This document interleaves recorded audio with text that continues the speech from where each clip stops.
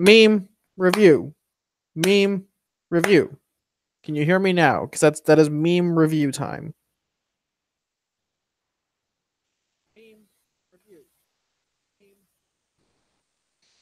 Okay, so now we have audio. All right, what's up, guys? It's your boy Neil. I am alone tonight because no one wants to story time this with me. Today we are taking a look at the life and times of Cindy Moon, aka Moon Moon. The first 7 issues of Robbie Thompson's Silk miniseries that would later go on to be an ongoing in 2015 with Secret Wars. God, it's really hard not having someone to bounce off of. These are the first 7 issues, and the trade paperback says Volume 0. And most of the databases that I can find with this series on it usually don't have it listed as Volume 1. It's usually Volume 0. I think it's because it's a mini-series. Oh, there's links.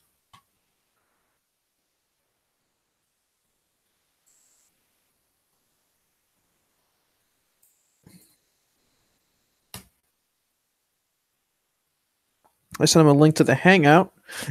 Smack. So yay, Moon Moon. Yes, it is that time. I have finally bent over and took it in the ass, and I agreed to do Life and Times of Cindy Moon.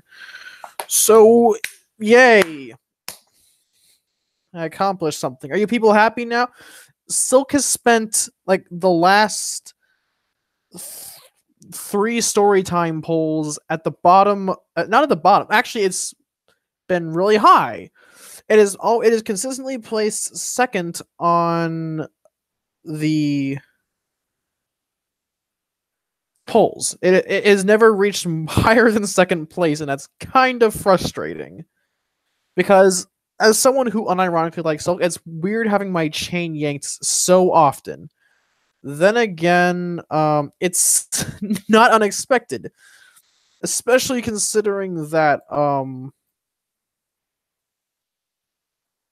as someone who's reviewed Slott's ASM for the past 2 years now, I think going on... well, no, I've been reviewing Spencer's now for, 3 or 4 months now? It's actually a really... It's an unfamiliar feeling after having reviewed Slott's ASM for... having not reviewed Slott's ASM for 4 months and not getting my chain yanked. If Lynx would get in here, I'll start the story time once he gets in here. Just so you know, the poll for next week's story time is in the description below. And afterwards, at the end of story time, which will be a rather long one considering that it's a full trade paperback's worth. And someone's car alarm is going off. Good evening, ladies and gentlemen. Hi, Lynx. Hello. Can you hear the car alarm going off in the background? I actually can't. Good, because I don't want anyone to hear it. So anyways, as I was saying, this week's poll listings are mostly recycled from previous story times. We got the first 5 issues of Nick Spencer's run on Spider-Man, Back to Basics. Okay. The first 6 issues of Superior Foes of Spider-Man, which was a beloved favorite of mine. Yeah, thank you, Smaxo. The Gift, which is ASM 400, aka The Death of Aunt May, though not really, if you read the entire Clone Saga. And yeah, that was a yeah, rip the MC2. And then the first volume of Kane's Scarlet Spider run, which is Life After Death, issues 1 through 6. Yes. Chris Yost on everything forever. Yeah, too bad he goes into television now. He writes unused scripts for Marvel movies now. Well, not entirely unused. I mean, he co-wrote Thor Ragnarok. Fair enough. But right now, Superior Foes has a commanding lead of 4 votes to Back to Basics 1 vote and Life After Death's 1 vote. Well, that's a shame. Back to Basics is actually pretty good. Well, no, I love Back to Basics, but I put Superior Foes on here because I might be able to get one of the podcast co-hosts on here to do story time. Oh, fun. And it'll be in hardcover format. We have I have the omnibus of Superior Foes. So if anyone wants to see me like do an actual story time with like a hardcover book, that'll be the choice to go with. I'm not telling you whether or not to go with one, but I'm recommending Superior Foe. I'm not telling you whether or not to vote for it. So if we end up not getting an audience, that's because Ethan Van Sciver is live right now. Oh, I know. I just chose to do this at 8 o'clock. Because why not? Oh, you're an hour ahead of me. So let's get started because I'm not gonna wait for people to fucking pour into the stream because there's like 3 people here. You'll be getting more people watching this after the fact anyway. So yeah. All right. So hang on. Do you have the material in front of you, or do I need to send you a link to the digital version? Send me a link. Okay. I've never actually read this series, so this is going to be an adventure for me. Actually, that's a good. Switch has never read. When I did story time last week with the Marvel Knights Spider-Man run, Switch had never read that run, so it was kind of educational for him. All right. Silk 2015. Why does it say 2016 for Volume 2? Because who knows? But we're gonna read all 7 issues in one night, so that's gonna be fun. I will DM you the link. Thank you. It should be showing up on your Yeah, I've got it. Also, I got a haircut, which is nice. So I also need to probably shave, but you know. Oh, is Robin potentially going to come in here too? Oh shit! Oh no, is he? I bet he's probably watching the EVS stream. I'm pretty sure that's what Nerd and Switch are doing. Come on, Robin, please respond. No, just gotta tell me yes or no. I don't blame you for not wanting to read Spider-Waifu, but at least just say yes or no. Don't fucking yank my chain. I might start making these into podcasts or some shit. I don't know. Okay, I can. All the cool kids are missing out on the cool stream. Hang on, I'm gonna send Robin a link to the Hangout because having him along for that, I do better with company.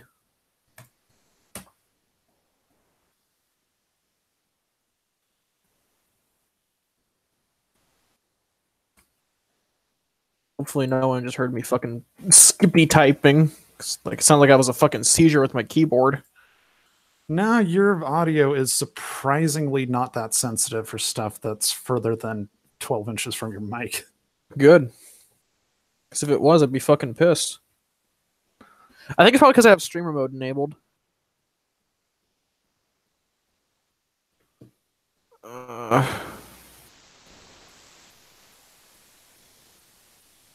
Let's see. Also, if we do all of Superior Foes, I might do something nice at the end. I might just end up story timing Amazing Spider-Man once we finish Superior Foes. I might actually do like Spencer's Amazing Spider-Man is like a mandatory story time because it's actually a really good storyline. It is. More people need to read it.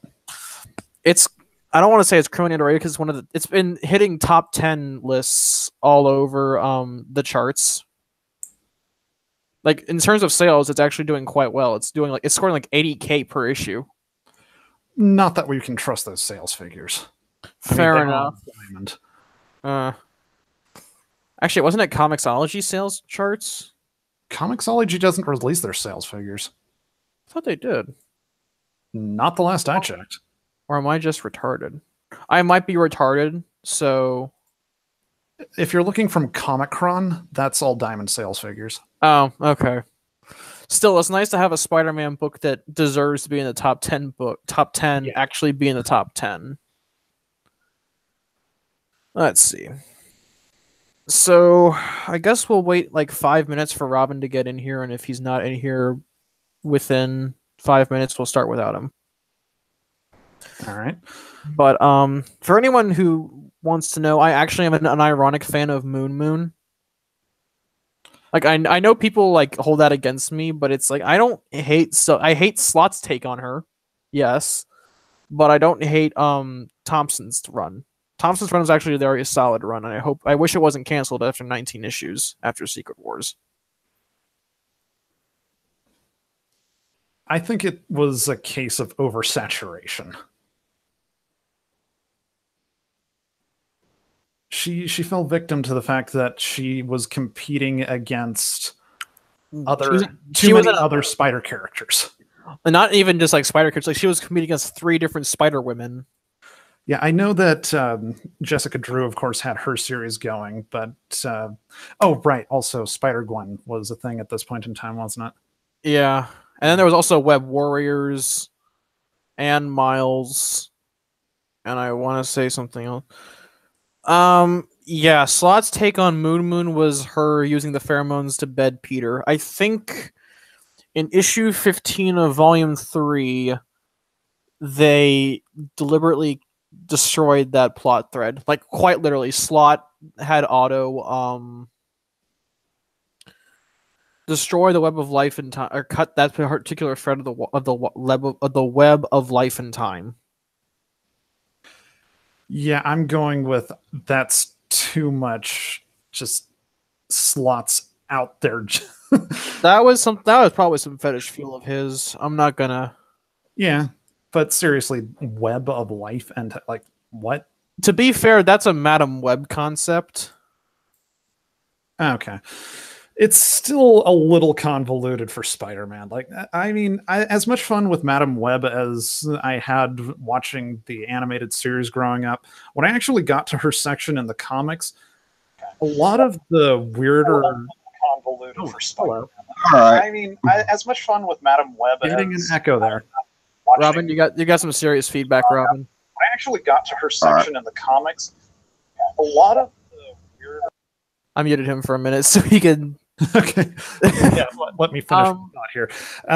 Madam Web's whole thing in the comics was just, I don't know, when it was her initial introduction, most of what she was doing was very downplayed and abstract, so it didn't bug me too much. Yeah. But I've got this feeling like looking at if I've read Renew Your Vows and Annie's power set of like those weird psychic visions she has, part of me wants me to believe that that Annie's gonna become the next Madam Web. Oh god. Because Cassandra Webb is dead, and I don't know what's going on with Julia Carpenter. I think she's probably gonna end up either dying in this event, or she's gonna get comed again. Well, let's do a little bit of theory crafting here. Okay, let's assume for the sake of argument that the Renew Your Vows story actually continues. I heard it got canceled. Okay, let's see if we can't. How do I unmute him? Fuck, do I? Oh no! I think you do it the same way you muted him. Just do it again. Oh, wait, shit, I muted him again! Ah! Well, you found out how to unmute him. I don't know how I did it the first time.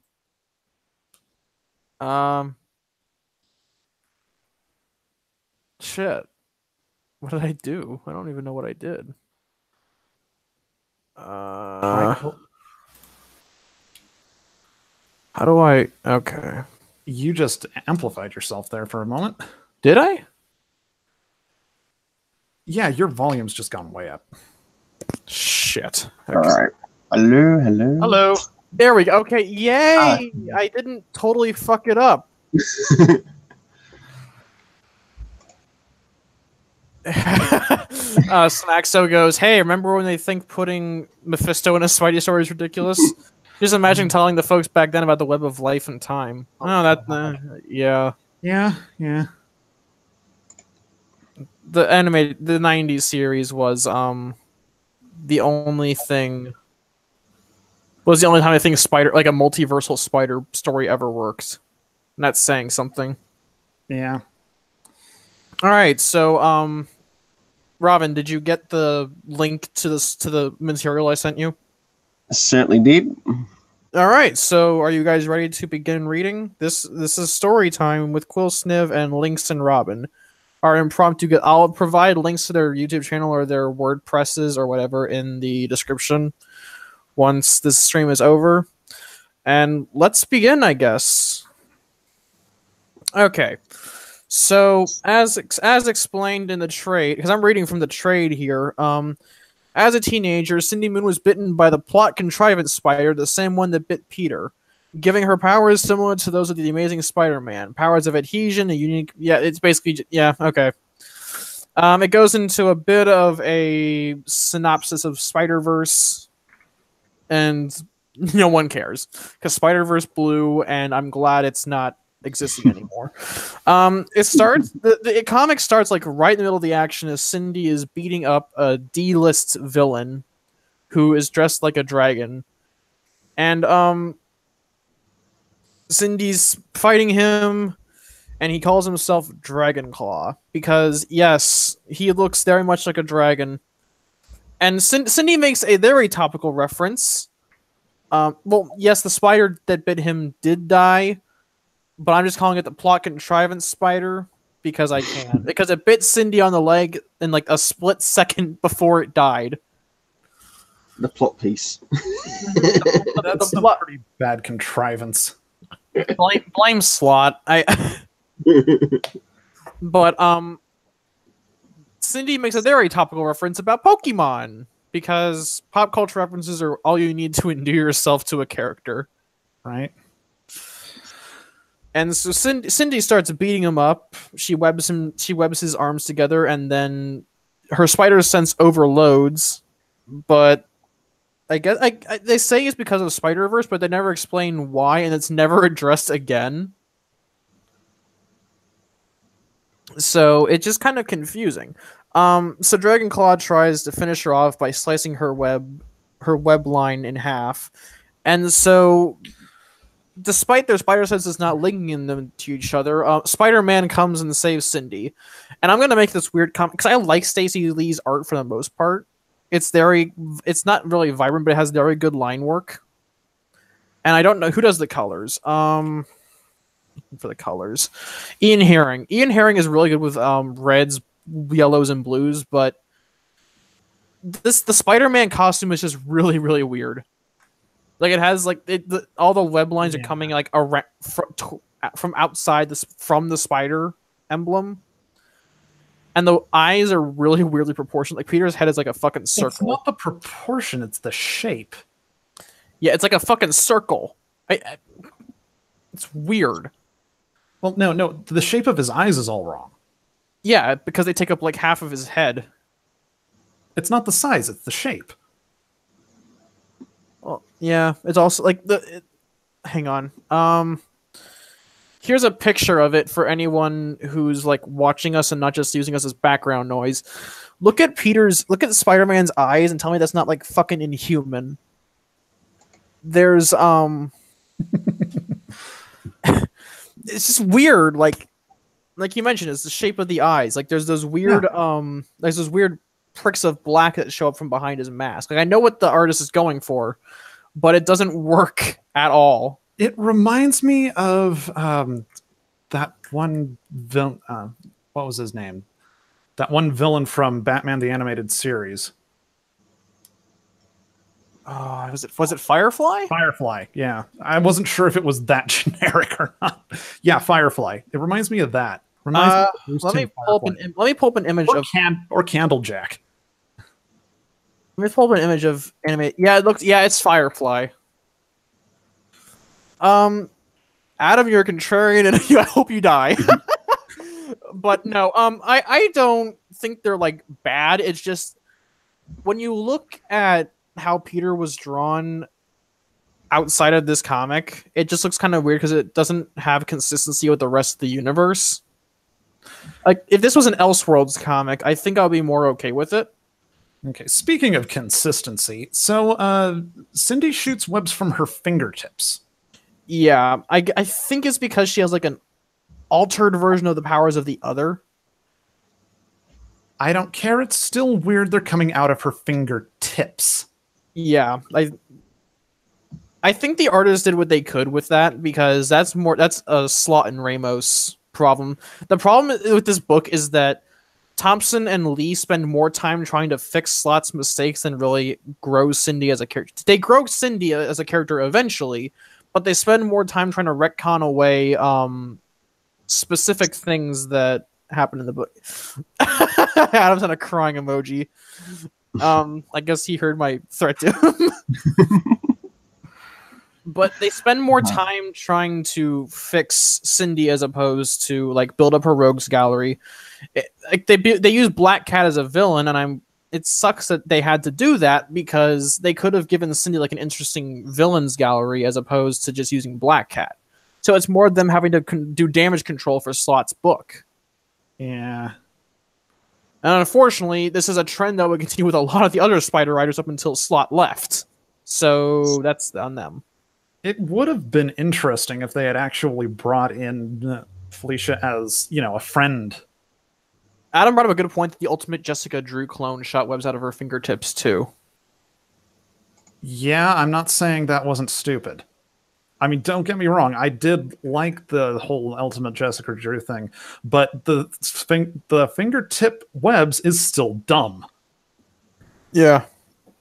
But, Cindy weaves clothing out of her webs, which this is always something I didn't think about until after I finished reading like the entire Silk's ongoing series. But how does no one notice that she like creates clothes that nobody else has? Like there's no like line of clothing, and like she just has like all of them are red, white, and black themed, and nobody notices. I guess it's one of those just comic book logic things that nobody really thinks about when they... It's New York. There's a lot of fashion in New York, and there's a lot of people who like to just do their own thing. Yeah. There are people who like go so far out of their way to try to create their own style, only to have a major fashion designer steal it. But moving on, because if we talk about fucking Cindy's power set, we'll be here all day. Indeed. Cindy has a flashback to I guess like 10 years ago, when just before she got locked in the bunker. And the reason they explain, I actually like how they explain this in universe, is that Cindy has a photographic memory. So like she remembers most of everything she sees, and so she can remember like conversations to the letter. And I thought that was a really smart way of like having flashbacks without like just going, oh, flashback time, y'all. And Cindy's talking to her mom and dad, and her parents are very much opposite her. She wants to play hockey, whereas her parents want her to study. And it's like, I actually like that her dad is really chill. Like you know how father figures are usually like overbearing and like expect the best from their kids. I actually like how the dad. I like Hector. He's got a wicked wrist shot. Yeah, he mentions that she's been dating this one guy named Hector for like 6 months behind her parents' back, and her dad is just totally cool with it, and I love it. Because, and I think it's because her dad coaches hockey, but her dad is actually really fucking cool, and it's her mom who's overbearing.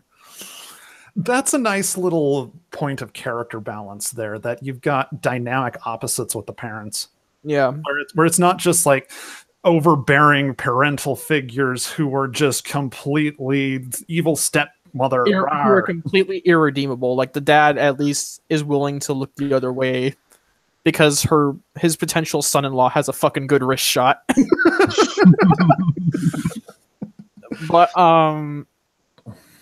so Cindy says she hates her mom and drops off their son Albert, or her brother Albert, at his play date. And so it cuts back to the present day, and Cindy's at the Fact Channel, where J. Jonah Jameson is now, and he'll be gone by the end of the actual ongoing. But he's working there, and he's running their I think it's their pitch meeting. And so we're introduced to Cindy's two best friends, Lowell and Rafferty. They're lesbians, and she basically does some social string pulling and gets them together. And Jonah, I actually really like in this series. Jonah was probably like one of the best supporting characters in this book. Oh, look, a Twitter reference. Well, I actually like how they use it because Cindy has no idea what Twitter even is. And so Jonah takes a liking to her because she's a fucking Luddite. God, I miss Marla. Too bad Slott killed her off to make Peter say no, to make Peter say no one fucking dies. But I like the dynamic that Jonah and Cindy have with each other. And especially with the whole with the secret identity that J. Jonah Jameson hates Spider-Man, but he unironically supports Silk.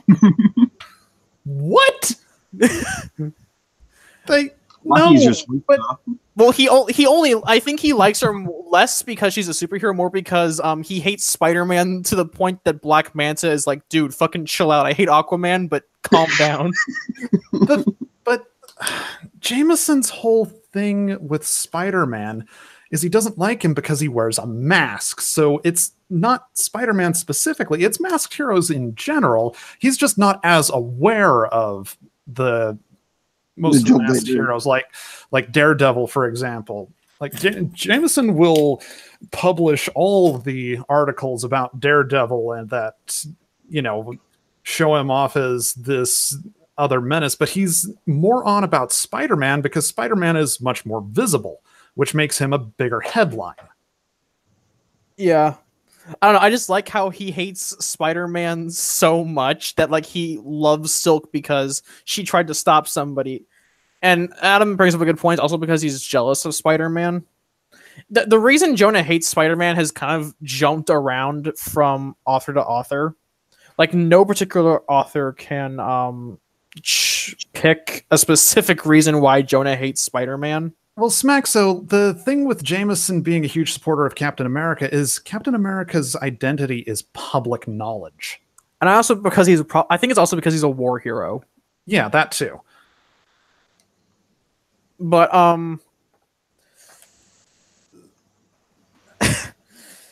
Jonah, he's not even their boss, and like her actual boss comes up and he's like, and she goes, where is everyone? It's time for a pitch meeting. And he's like, Mr. Jameson just finished it. I'm his boss. What the fuck? But wait, Jonah, what? Jameson has a boss since when? Okay, so after Superior Spider-Man ended, Jameson resigned as mayor of New York City, and he signed on as a news anchor for the Fact Channel. But he works for somebody else now because he's an on-air producer and not. You kind of have to read Slott Spider-Man, and I get people not wanting to read Slott Spider-Man. Yeah, but it's essential. It's kind of essential reading going into this book. Yeah, I'll just go with this is how it is now, and why doesn't matter. Yeah, it takes a bit of time to like status quo things, but Lola thanks her for hooking her up with Rafferty. And and so it's kind of revealed in the back of her head that she's using the Fact Channel's resources to look for her family because they're a news producer and they have a database. So she's using them to find her missing family. We have another flashback of Cindy talking with her little brother, and it's kind of cute. They talk about white chocolate and how it's really shit. And they're not wrong, because white chocolate is garbage and it needs to be fucking burned away from the face of the earth. Hey, there's a new chocolate out now, too. Yeah. Hey, white chocolate, macadamia nut cookies. That's all I can't eat those, you tar. I'm allergic to tree nuts. Oh. I didn't know. Well, now you do. I'm allergic to everything but peanuts, because peanuts are not a fucking tree nut, guys. Come on. I don't know why people think that peanuts are tree nuts. I know they're root nuts. Yeah, they're beans. They're fucking legumes. I don't know why people think that peanuts are tree nuts. They're ground nuts. I don't know why I got so fucking autistic about tree nuts. Anyway, so I like this little thing of Cindy having a brother. That's yeah, like they do bounce in the flashbacks. They bounce off each other really, really well, especially when she gets her powers. But Cindy, back in the present day, Cindy decides to go web slinging, and they call it this. They don't call it the spider sense; they call it the silk sense. That's dumb. Oh, fuck off! I think that's dumb. Yeah. Is that a slot? Is that a slot thing? I don't know if it's a slot it's thing. dumb enough to be a slot thing. If there's something dumb in this series, I usually like, amount it to being a slot thing. But if they were gonna bring in something like that, they'd make it unique Wait, in its own way. yeah, but does fucking Spider or not Spider Woman actually is just so when Kane no, Kane doesn't have a spider sense. When Ben's spider sense goes off, does he fucking say my Scarlet sense is going off? No, he just calls No, it he spider doesn't. sense. But then again, he is also a clone of Peter in every possible sense of the term. So he already knows it as his spider sense and always has. But I don't see why she would. Sense is dumb. I like this. I like this series, but that was probably one of the dumber things about this series. Yeah, it's like with Renew Your Vows. It's actually a really like Slott's original Renew Your Vows is actually really good, except for the villain who has the fucking cheesiest dialogue ever. And the dumbest name and the dumbest powers. Yeah. If they actually did it better, like with the Silk Sense. Well, the Conway Stegman one was in regards to say web-related issues, she could set up webs maybe around a sissy, and that would set off the Silk Sense. Now that would make more common sense than the Silk Sense that they've delivered here. It would, except that's not how her powers work. But Cindy goes. Marvel. But going back to the comic, Cindy runs into Dragonclaw again. And I have something of an issue with this last panel on this page. How does that work? She just like shits out web from her fingers. No, that's not it. I mean, I've already brought up my issue with that particular bit. Silk burns. Mm-hmm. Oh yeah. That it does. But Cindy throws I guess she Captain America's Dragonclaw and punches him into a dumpster, and somehow like he gets away somehow. I like this last panel on the page where Cindy's like looking out and she's like, crime doesn't pay. It's kind of cute. Like this series made Cindy more adorkable than anything. She's trying. And also the internal monologuing is like it works very much in Thompson's favor because Cindy's a very closed off character. She doesn't say very much, and when she does say things in costume, it's very awkward. And I think that works well with her established anxiety. Yeah. And so she goes back to her apartment, and I guess her roommate's having sex with her new date. But she packs up her shit and runs away. I like how people call out Cindy fucking running away from all of her problems. But we have another flashback, and it establishes Cindy's boyfriend who has a wicked wrist shot, and he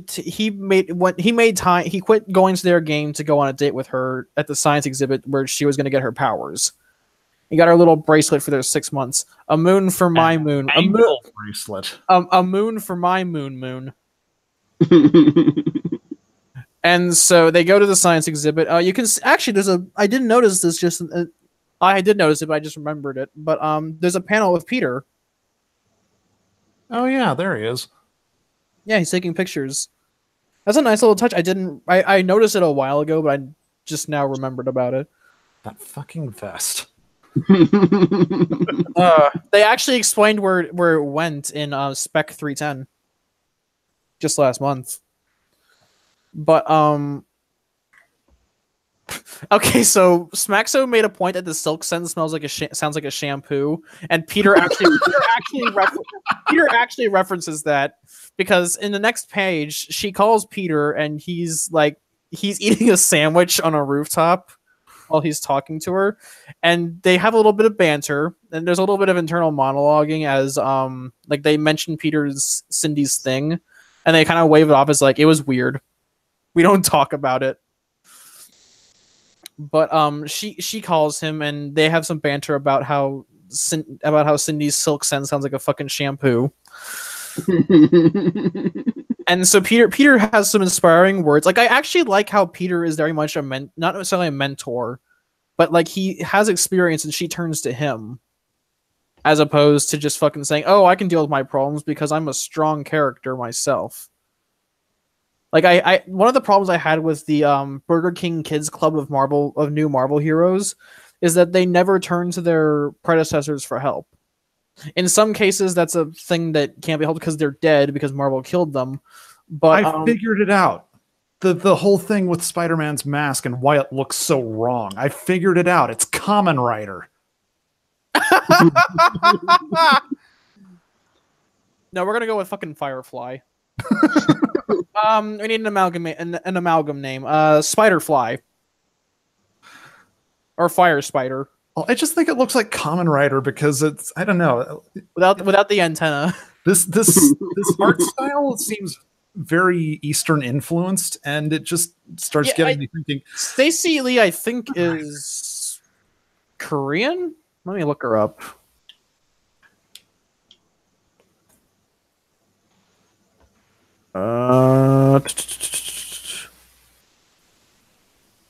She's an author.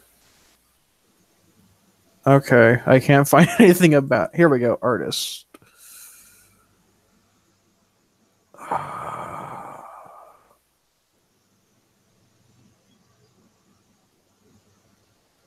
don't know. Might be just one of those cute anime girl comic book artists. Moving on, but Cindy hangs up because she's not very good at talking to people. And so we cut back to Dragonclaw, who ran away. Or rather, a news footage of Dragonclaw. Well, we actually do meet the guy behind the mask. His name... Oh. Yeah, this is the guy behind the mask. Okay. And so he's at a bar, and so he meets Black Cat, who still has her breasts in this panel are fucking huge. Like they're like we make jokes about like Power Girl. Not Power Girl, but like just artists who draw characters with boobs the size of their heads. But this is like if you take those, look at them side by side, they're almost as big as Black Cat's head. Oh no, they're bigger. Are they? Oh, you're right. This is a weird thing about Black Cat that I've noticed is her breasts kept getting upgraded over the years. When you look at her original appearance, she was a C cup at like C, maybe a D at tops. What's she like, an F cup now? Oh no. This is easily a J. She's Hitomi Tanaka size with this. But it's weird because in universe she should be wearing the weird costume with like the cat, like the shoulder cat eyes. But now she has the cleavage costume again, which I don't mind. I don't mind. For anyone who's about to say I mind, I don't. But yeah, Adam, Spider-Man looking like a Kamen Rider isn't a bad thing. It's just in the antenna. Smaxon wants to know what issue this is. It's issue one. It's the same issue, aren't we? But he goes to Black Cat and she's like, send him to the shop and get me everything you can on this silk. Which is funny because in universe they've run into each other already. They've met twice now. In issue 5 of volume 3 and issue 6 of volume 3. So I don't know why Black Cat doesn't know anything about silk, because they've fought twice. But I like this where Cindy goes into her bunker again and decides to hide. And I like that Cindy closes herself off from the rest of the world. And do I want to know what the story behind the bunker is? they'll explain in a minute. But basically, Ezekiel, the guy from JMS's run, he had offered to put Peter in a bunker similar to this. I remember that. It was the JMS run, as much as we love it, it had some weird shit in it. It did, and this was part of it. Yeah, I don't. There's times where really good runs have some really weird ideas. We talk about Sin's past being total shit, and it is, but we tend to forget about stuff like the Other. That's because the Other was at worst forgettable. Well, it had shitty Pat Lee art, so I can't really. But basically, Ezekiel put her in the bunker, and Ezekiel is the Judas Traveler of the JMS run. I don't remember if they ever explained where they got his powers from, but point is that Ezekiel put Cindy in one of the bunkers he had set up for Peter, like a long time ago. The other has Spider Cocoon. But then it cuts back to the guy at the bar, and he meets this guy called the Repairman, who basically says, "Hey, how do you feel about being an actual dragon?" Because Black Cat wants him to get a full makeover. Woo. But Cindy did some digging, and she set up is that Ethernet? I think that is Ethernet. She stole Ethernet. How? Well, looking at that cable, she probably jacked it into a window downstairs. Somebody's going to find that eventually. Yep. Then she'll just go back and plug it in again. That would be so easy to cut, especially if you saw it up there. Exactly. Like if this is a place, I'll just leave this crazy bit of cable laying around. No one will notice a thing. If this is a place where there is active Ethernet, then somebody lives there. And if nobody is there, then the Ethernet is not going to be active. But apparently the private contractor gave CNBP enough money to keep the lights on in this bunker till the end of time, and even more money to ensure there be no questions asked. So basically, she's back at square one in her search for her parents, and so she sets up a conspiracy board that will fade in an hour because she didn't think this through, and she made her conspiracy board with webbing. I guess it will be. I want her to write Carol on the conspiracy board. That would be great, but her webbing is organic. It has different properties from Peter's webbing. Well, I always just assumed that it fades. That this is just regular webbing because it doesn't make clothing or anything. So I always kind of assumed it fades after an hour. So wouldn't her clothes also fade after an hour? Like I said, she can alter the webbing with her body because it's organic. So she can change its properties. There are spiders that do that. Moving on. I got boxes full of Pepe. I need to raise my sub count to the point where I can do super chats so I can get dumb shit like I got boxes full of Pepe said for $5. like I remember Suddenly Orange's super chat for Halo Reach during where Carter flies the Pelican into the Scarab. Someone super chatted them under the alias of an innocent Scarab. Hey guys, can you help me? Oh look, a flying friend. But the second issue, Hail Hydra! Oh shit. Hydra! It's getting real now. Hail Hydra! But the second issue opens with Cindy in the sewers. And she's talking like, oh, crazy stuff happens, I punch it. Good times. Easy. And so her silk... I'm just going to say spider sense because spider sense is keyed into my brain because I talk about Spider-Man so much. But her spider sense goes off and she gets attacked by a giant octopus hentai bot. Well, we all know where this is going. Mm-hmm. Hydra may or may not appear in this issue. I like the variant look. But Cindy goes. It's one of those. Cindy's run suffers kind of in the first half of the series from the every comic is somebody's first syndrome. So they dedicate like a full page to explaining who Cindy is and what her powers are and what she can do. Which is fine. I'm okay with them dedicating a page to this. Yeah. But it kind of operates under that fallacy though, so I'm not going to take points. I'm not taking points off of it, but it's like I would not call it a fallacy because I've encountered a lot of comics where I can see what I need to know about what's going on based on a recap page from something like that. And I do like this page because it establishes Cindy's dynamic in the workplace and establishes how her secret identity ties back to her workplace. So it's actually a really subtle recap. It's not really a subtle recap page, but it has multiple functions on that single page. It's a very well done introduce the reader to this character in this issue sort of thing.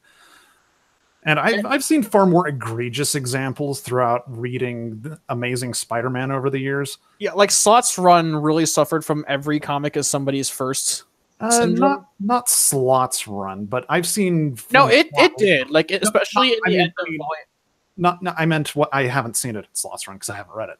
Okay, well that's good. You're smarter than me. Yeah, but, I have read a few of the issues of Slott's run, like that one really weird time travel 2-part. Actually, that's one of his better issues, and I liked it. So it was, But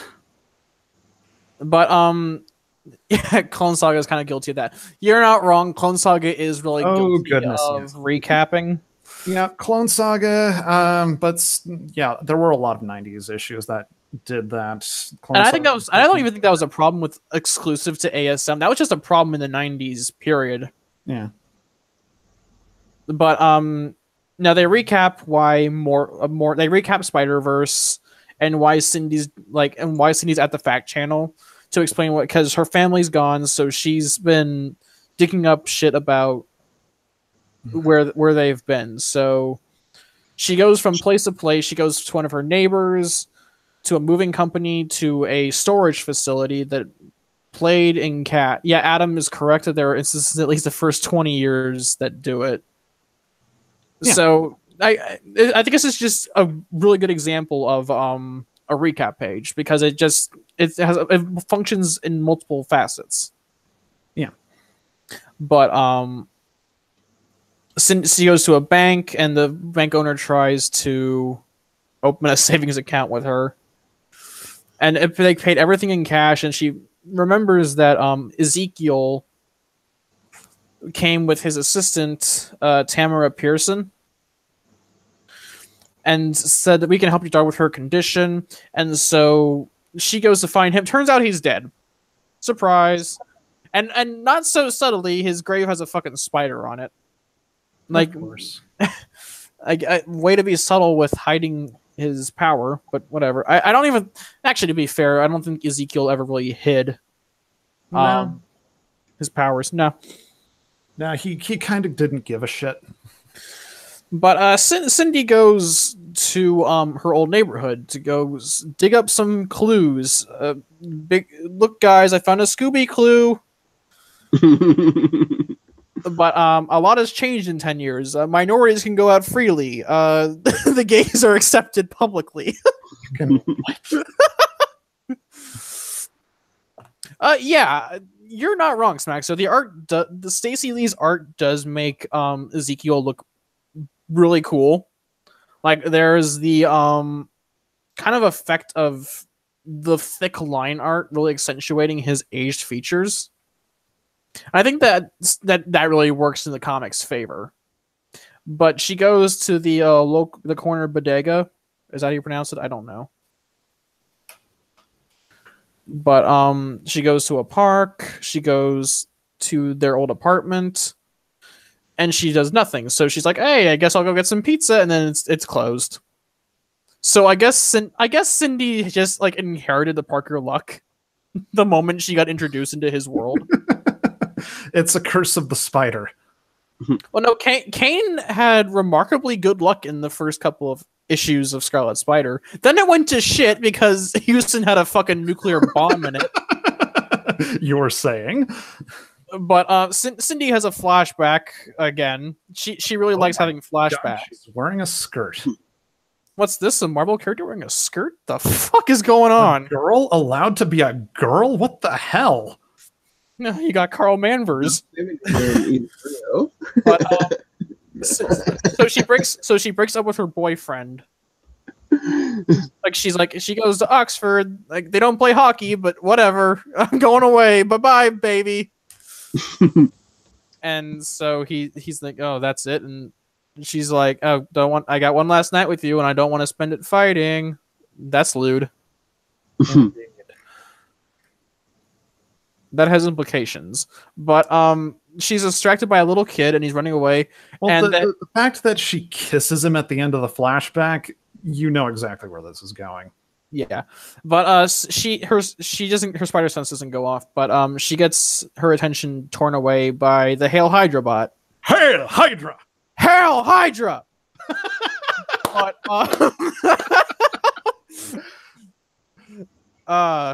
I wish I had my camera right now. I did too. The Hail Hydra bot comes up and it goes Hail Hydra, and that's all I can say. So I guess she changes costume off panel because the last panel on this page has her in like her trench coat and shit, like her Teenage Mutant Ninja Turtles cosplay.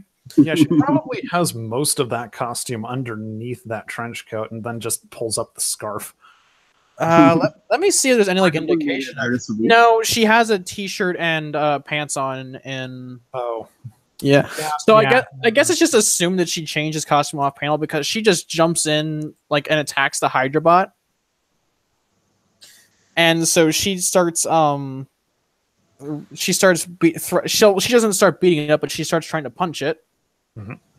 And it runs into the sewer it doesn't even try to be subtle. It just fucking rips off the grating and just runs away. I love how Sydney's like, don't make me go down there, please. Speaking of things I love, look at the little octopus emoji that Adam put up. That is fucking beautiful. Hydra is all of us. Indeed. But I do like how like whenever she's talking, it's just inner monologue. Like it could have just been like, oh, constantly talk. Like that's the problem I have with the '90s animated series for Spider-Man is that he's constantly fucking talking even when there's no one there. But you mean thinking out loud? Yeah. So there's a lot of inner monologue as well. Yeah. But, Cindy plays Houdini. She makes herself small. She makes herself bigger in order to make it think it's got her, and then she slips out and then starts thrashing it because it pisses her off. And she cuts off the tentacles, and it's like it shows her in like a pool of sewer water and octopus parts. And I like that like she kind of loses it for a minute, and, like and they actively address it in the comic. They don't like the problem I have with Riri is that she acts like a utter sociopath. And no one calls her out on like when she takes over Latveria. Yeah. No one calls her out on that. But I like how in this comic and in this trade specifically, Cindy is actively called out on her mental state. Like when she wrecks a Hydra bot and like she's like when her eyes like is it dilate or they constrict like contract. Like she fucking freaks out. And I like how people call her out on that. But she crawls out of the sewer, like, I think in a different fucking burrow, considering that it's an actual sewer manhole and not a grating. But she's covered in slime, so no one can see her silks. I don't know why people wouldn't understand that she's like in a spandex suit, because she's clearly in a spandex suit. Girls wear yoga pants all the time. They've never noticed. Well, not like the tight shirt. They wouldn't notice like how the top really hugs her body. That's most girls' shirts.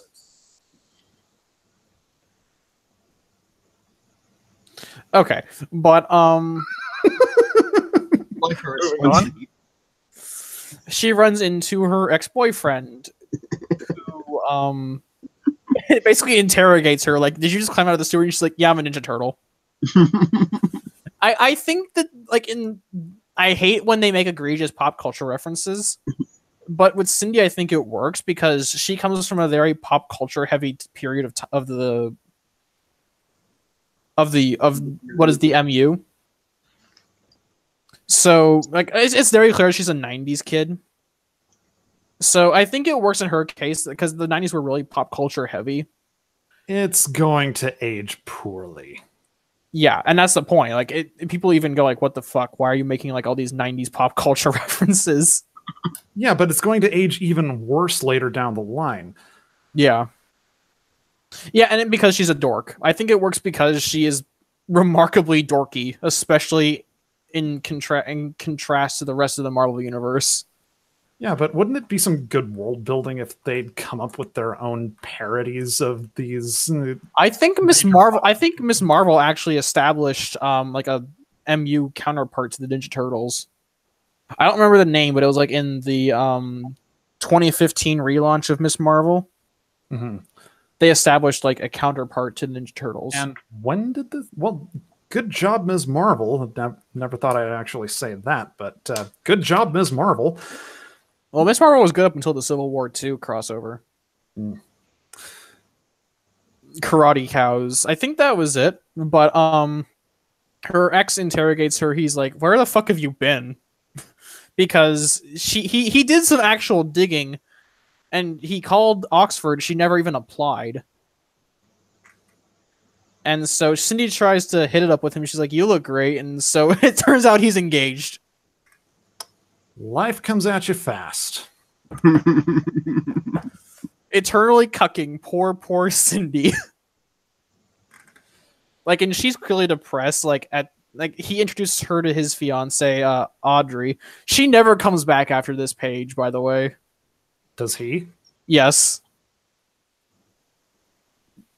Which is they never explain where she. I think they explained where she went in I think like issue 11 of the relaunch. But like it's funny just watching Cindy get totally cucked by some nobody.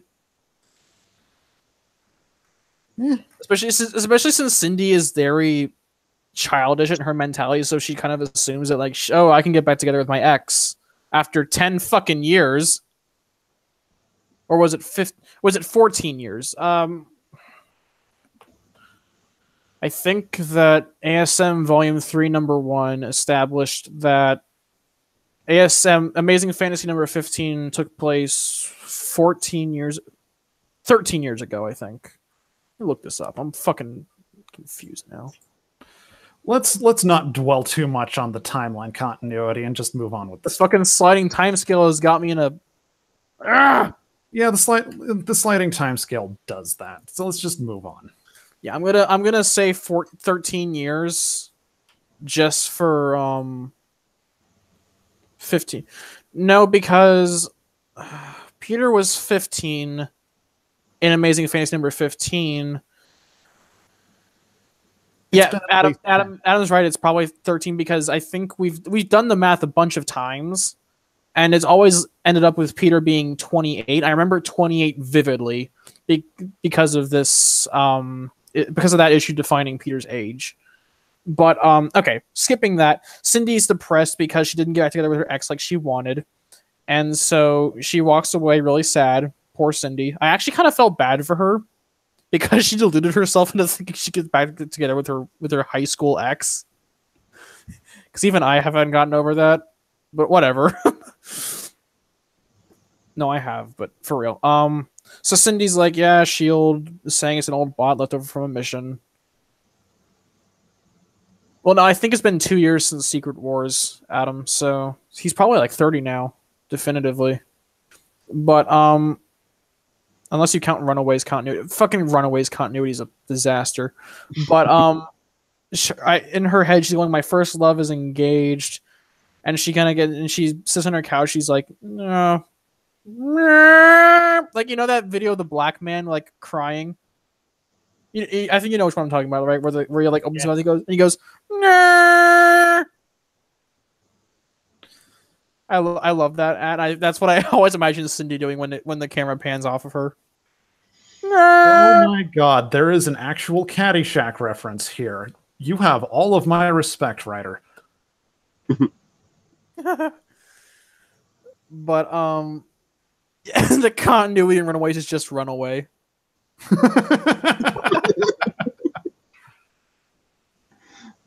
But the customer that run away from the comic itself. But she goes web slinging again the next day, and she's gotten better, I guess. It's like Doc Samson. Suddenly he's dead. No, suddenly he's back. Don't expect us to explain it for you. Ugh. But it turns out, oh no, it's Dragonclaw, because everyone cares about this D-list villain.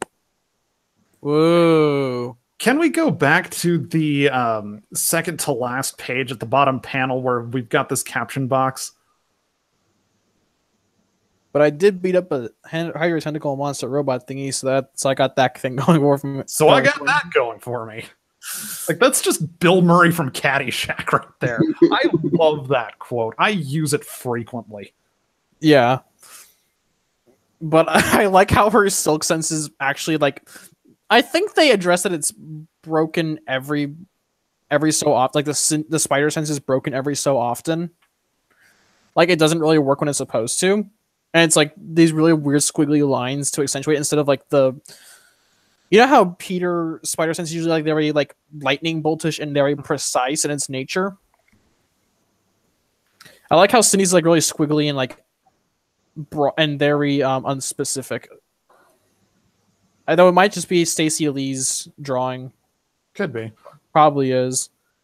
Something I just noticed is that actually a lot of the line work is purple. What a strange thing to notice. Well, I mean, it's like I noticed the purple on the spider sense, but like a lot of the line work is purple if you actually pay attention to it really closely. At least on the trade. Huh. Does it look purplish on your end, or is it just like a print? Is it just a printing thing? It's probably a printing thing. Potentially. But it might just be that specific page. Because a lot of it returns to like black in the next issue, so it might just be a printing error because this was when Marvel's trade quality was really shite. But in the next issue, this cover I kind of like. It's like Black Cat fighting Silk with the word "cat fight" in front of it. Okay, so I just went back a couple of pages, and yeah, the line work is actually purple for a lot of this. That's actually a stylistic thing because it's trying to emulate a sunset. Yeah, and like I said, Ian Herring is great with like reds and blue, like primary colors. So I think the purple might be an accent to help even out the primary colors. Yeah. But the next issue begins with Cindy crashing through an office building. And, like these really cheapified people are like looking at her like, "What the fuck, bitch?" Like, I can just imagine like zooming in on that guy in the background and go, "What in the fuck, bitch?"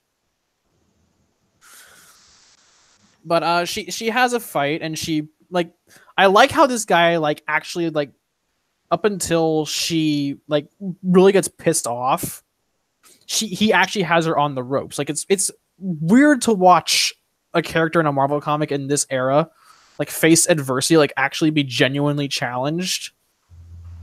So it was nice to have Cindy like constantly like on the move and trying to escape. And when she doesn't move in time, she gets the crap beaten out of her. And so this guy calls himself my desk. I was just finishing up the Penske file. No.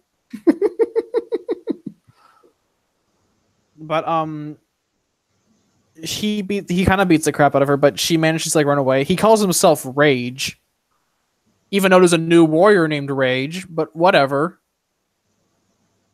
She even comments on that. Yeah, which I don't know why she would know about the new warriors, considering she's never met the new warriors, like any of them. Well, she's a nerd. She probably did some research. Fair enough. Or played too much Pokemon. But her web line gets like incinerated, and so she falls into a dumpster, and someone play the Turnabout theme from the To Be Continued song, or someone hum it. I don't know it. You know, you know that one? Nope. Oh, Jesus Christ! You guys are so fucking normie. But it's not my fault. I don't have the time that I used to. But she gets thrown into a dumpster, and so this guy throws a fucking car at her. And so she's trapped underneath the car, and so she gets really pissed. Like her eyes die. Her eye. Smackso did it. To be continued. That's what I imagine when. That's what every time I read this page, I imagine that playing when the car gets thrown at her. But we have another flashback, and Cindy, like in the middle of her like freak out, she has a flashback to Ezekiel talking to her about the bunker. And so she talks, and so she's like, how long am I supposed to be walked away for? How long? And he pauses, which I guess means that she'll be there forever. And she's like, go to hell. Rightfully so. Yeah. And so the flashback kind of runs parallel with her, runs parallel with her beating the shit out of Dragonclaw. And so she tosses the car away and runs after him. And so she thrashes him and tears off his wings. And running parallel to that, the flashback shows Cindy beating the crap out of Ezekiel. And so she's like, you trained me. I know you can fight, so fight back, you coward. And so Jeffy Paul, I am man. Yes. Yes, I am. Hi, Jeff. Is that? Oh, I thought that was fucking Ernie from Sesame Street, his profile picture. The fuck? It is a Muppet of some kind. No, it's like looks like an Asian version of Stingy from Lazy Town. But she starts thrashing him, and I don't know how, but part of his costume gets ripped off, like the mask, and he's like, "Please stop!" And so she stops and reflects on it. But so she sits down next to him, and he's like, "Oh, I got a kid. My wife left us a few years ago. My little girl's all I got." So it's like a cliched sob story, and they actually like call it out. So I'm not sure if it's them being like legitimately self-aware or just going, "Yeah, maybe we can pretend we know what we're doing." I give Thompson enough credit to think that this is what he knew what he was doing and being legitimately self-aware. But she picks him up. Why do I smell fucking curry chicken? Okay, but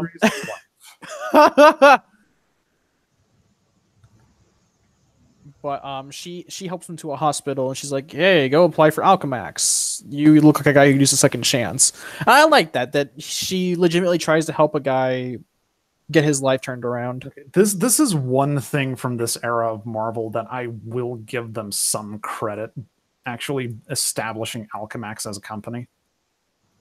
Yeah.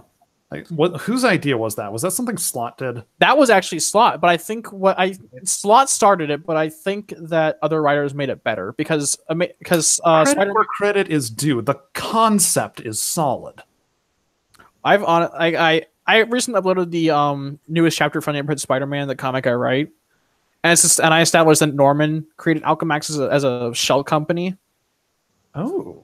But I do like that they established Alchemax as a legitimate business during this time, and Liz Allen leads it. Nice.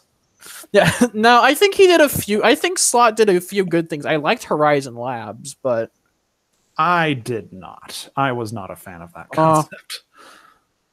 I guess we'll agree to disagree because I do enjoy that concept. Because I think the problem is that they use it as like a plot device instead of just giving Peter a job. But anyways, yeah, they use it a bit in this 2099 run. Eddie Brock as Venom has had a lot of dealings with Alchemax in Costa's Venom run. I think that they actually used Liz Allen to good effect in Venom. But when can we get Jake Gallows? But Cindy sends footage of the fight to her boss, And she's like, okay, please don't make a fool out of me. And so Black Cat comes up behind her all Batman-like in her new cat eye costume, which I hate. If anyone wants to try and defend this costume and say it's better than the old Black Cat costume, you can...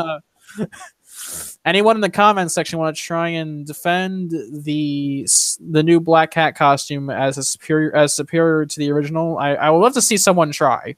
I have yet to see someone like legitimately try to say that the new Black Hat costume is better. Yeah, I'm not gonna play devil's advocate for this thing. Yeah, but mostly because I'm fashion blind, but also because I don't like it. Adam says it's all right. Yeah, you're not wrong. It's an all right costume, but it's not a good Black Cat. Yeah, costume. But do note that he also put that in quotes. that was his attempt. Yeah. But the top of is it meant to be something from the Moulin Rouge by any chance? Oh my god! just look at it. You see your hand, and you get the bit coming down. Sort of reminds me a slightly bit of Moulin Rouge-ish. I blame Ramos because that costume was his design. But Black Cat appears behind her. Actually, I don't like this where Black Cat's like, you really are new, aren't you? There aren't any good guys anymore. That's fucking lame. But apparently she's really fast now. I don't remember that being a thing. Like she got taken really by surprise when Spock punched her and knocked a tooth out of her mouth. But she tries to retire. She gives Cindy an ultimatum to retire. And so Cindy does what she does best, run away from her problems. And so the rage guy goes back to his apartment, which is a really shitty one. I guess it looks like it's in Brooklyn. Looks like it's his mom's apartment. So. No, that's not his mom's neighbor. Okay. My bad. But she's like, clean up your act, Mr. Porter. This little one deserves better. Yay. And I actually like how Pokemon like keeps consistently showing up in the run, because Cindy mentions Pokemon multiple times. She has a Staryu plushie in issue 2, I think. I can go back because where? Yeah, when she's sitting on her bed, on the third to last page of issue 2. If you want to go look that up. Yeah, I'm looking that up right now. Yeah, there it is. Yeah, and then there's 2 Bellsprout on her on that little girl's drawing. Huh. And so the repairman goes, "Hey, best way to know someone is to see how they fight. So what do you know about Silk now?" And she's like, "Oh, she's fast. That she knows she's fast. That's what she noticed. She's fast. Did she not notice that she shoots fucking webs out of her fingers? That might have been important to point out." And she goes, then he goes, "Then let's make your crew faster. That's a good place to start." Like, I love how edgy these guys. Like, one of them looks like fucking Cold Steel the Hedgehog. Okay, so they're going for high-powered machine guns. That's a. I think those are assault rifles, right? Or is those actually machine guns? Point is that he says, "Hey, let's upgrade your guys." She's Sanic. But Cindy goes back to the bunker and Peter let himself in. And so she's like, "Yeah, screw off." And so Peter goes, "Okay, so I know you'll listen to me, so I brought some backup. The Fantastic Four. Before we write them out of continuity, let's milk them for all we can." And so the next cover is Cindy roasting marshmallows on Human Torch's head. I kind of like this cover. It's cute. Like it's a superhero comic, so you know the romance isn't. You know the Silk Human Torch romance isn't going to go fucking anywhere. But it's a cute cover. And this is where we get our film. Besides, all of Johnny's romances are doomed to failure. Crystal and Medusa didn't fucking last a day in universe. But this is the only issue with a fill. No, there's another issue with a fill-in artist. But the first fill-in is Anna Paolo Martello, and honestly, I don't think she does a bad job here. She does a little. She has weird. It's a lot less stylized. Yeah, it's more in line with that era of Marvel's house style. And so Cindy, Human Torch's no romance never gets it. The only time he ever had like a stable relationship was with fucking Alicia Masters. And it turned out that was a Skrull. Oh yeah. I mean, I haven't read Fantastic Four, but I do remember him having a brief romance with a Skrull. And that was by far his most stable relationship. So maybe he should just fucking get back together with the Skrull again. Maybe that would be good for him. But Cindy and Dr. Richards are in a simulation where he brings up a fucking simulation of Galactus. You know, because when you're testing a spider hero, put him against a cosmic threat. Not just any cosmic threat, the fucking Eater of Worlds. So Cindy is in the simulation. She's in a fucking Bacta tank from Star Wars. What the hell is up with Reed's VR headset? Why is the screen on backwards? But It looks like he's got a fucking tablet on his head. It does. I'll put on the fucking iPad. That'll fix things. Yeah, Galactus is a bit much, but Reed's playing as Galactus. I think he just enjoys playing Galactus. I think that's why he chose it, because he likes playing Galactus in the simulator. I love how Ben's like, how come I never get to play Galactus? I look great. Like, I think that fucking Thompson should have written the Fantastic Four, not Slott. Oh my god, what is wrong with this art? Sue looks like she's like frowning at, like she's no, she looks Asian. She looks like she's an Asian with bleached hair. Looking at pictures of and Cindy, what's up with her chest? Looking at Cindy, and Cindy looks whiter than Sue. The fuck? Looking at each other, they have like weirdly same face. Eesh. Yeah, this artist has a weird case of same face. It's not like horrendous, but it's not like the best. Like I think Stacey Lee's art pretty much defined the series style. Smaxos says Sue looks like an Asian MILF. That's not a well. If they changed the hair to black, I would work with it. But you know. But Johnny decides, oh, I'm gonna ask her out. Woo! And then she makes an AT-AT reference, like 2 years before Civil War. That's actually kind of impressive. I'm not gonna lie. Yeah, they did. They made a fucking Empire reference before Civil War did. They did it before it was cool, so that makes it okay. Wait, what? Yeah, remember in Civil War, Peter made a reference to Empire Strikes Back with the AT-ATs. Oh yeah, yeah. But Peter apparently told Reed all about her being in the bunker, and she's pissed off because Peter basically divulged her personal information, and so Reed's like, "Oh shit, 10 years is kind of bad. That's not good. That's to quote Sonic, that's no good." But Bree basically says, "Hey Cindy, maybe you have anxiety. Here's a therapist." And so he writes down a therapist's number, and her patients all have secret identities, which is actually I kind of like that. I like in this run, Cindy is smart enough that she goes to therapy. Like it's only in like the last issue and in who is her therapist? Is it Dr. Kafka? No, it's Dr. Sinclair. Oh. At this point in the MU, Dr. Kafka is dead. Why do they kill all the good characters? That was Slott. Massacre. Why does Slott kill all the good characters? Because that Peter face. Peter looks Asian too. What the fuck?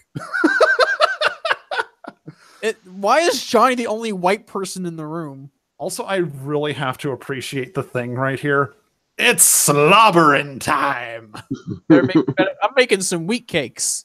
Aunt May can't make shit. But Peter actually like goes to help her, and she fucking slugs him in the face.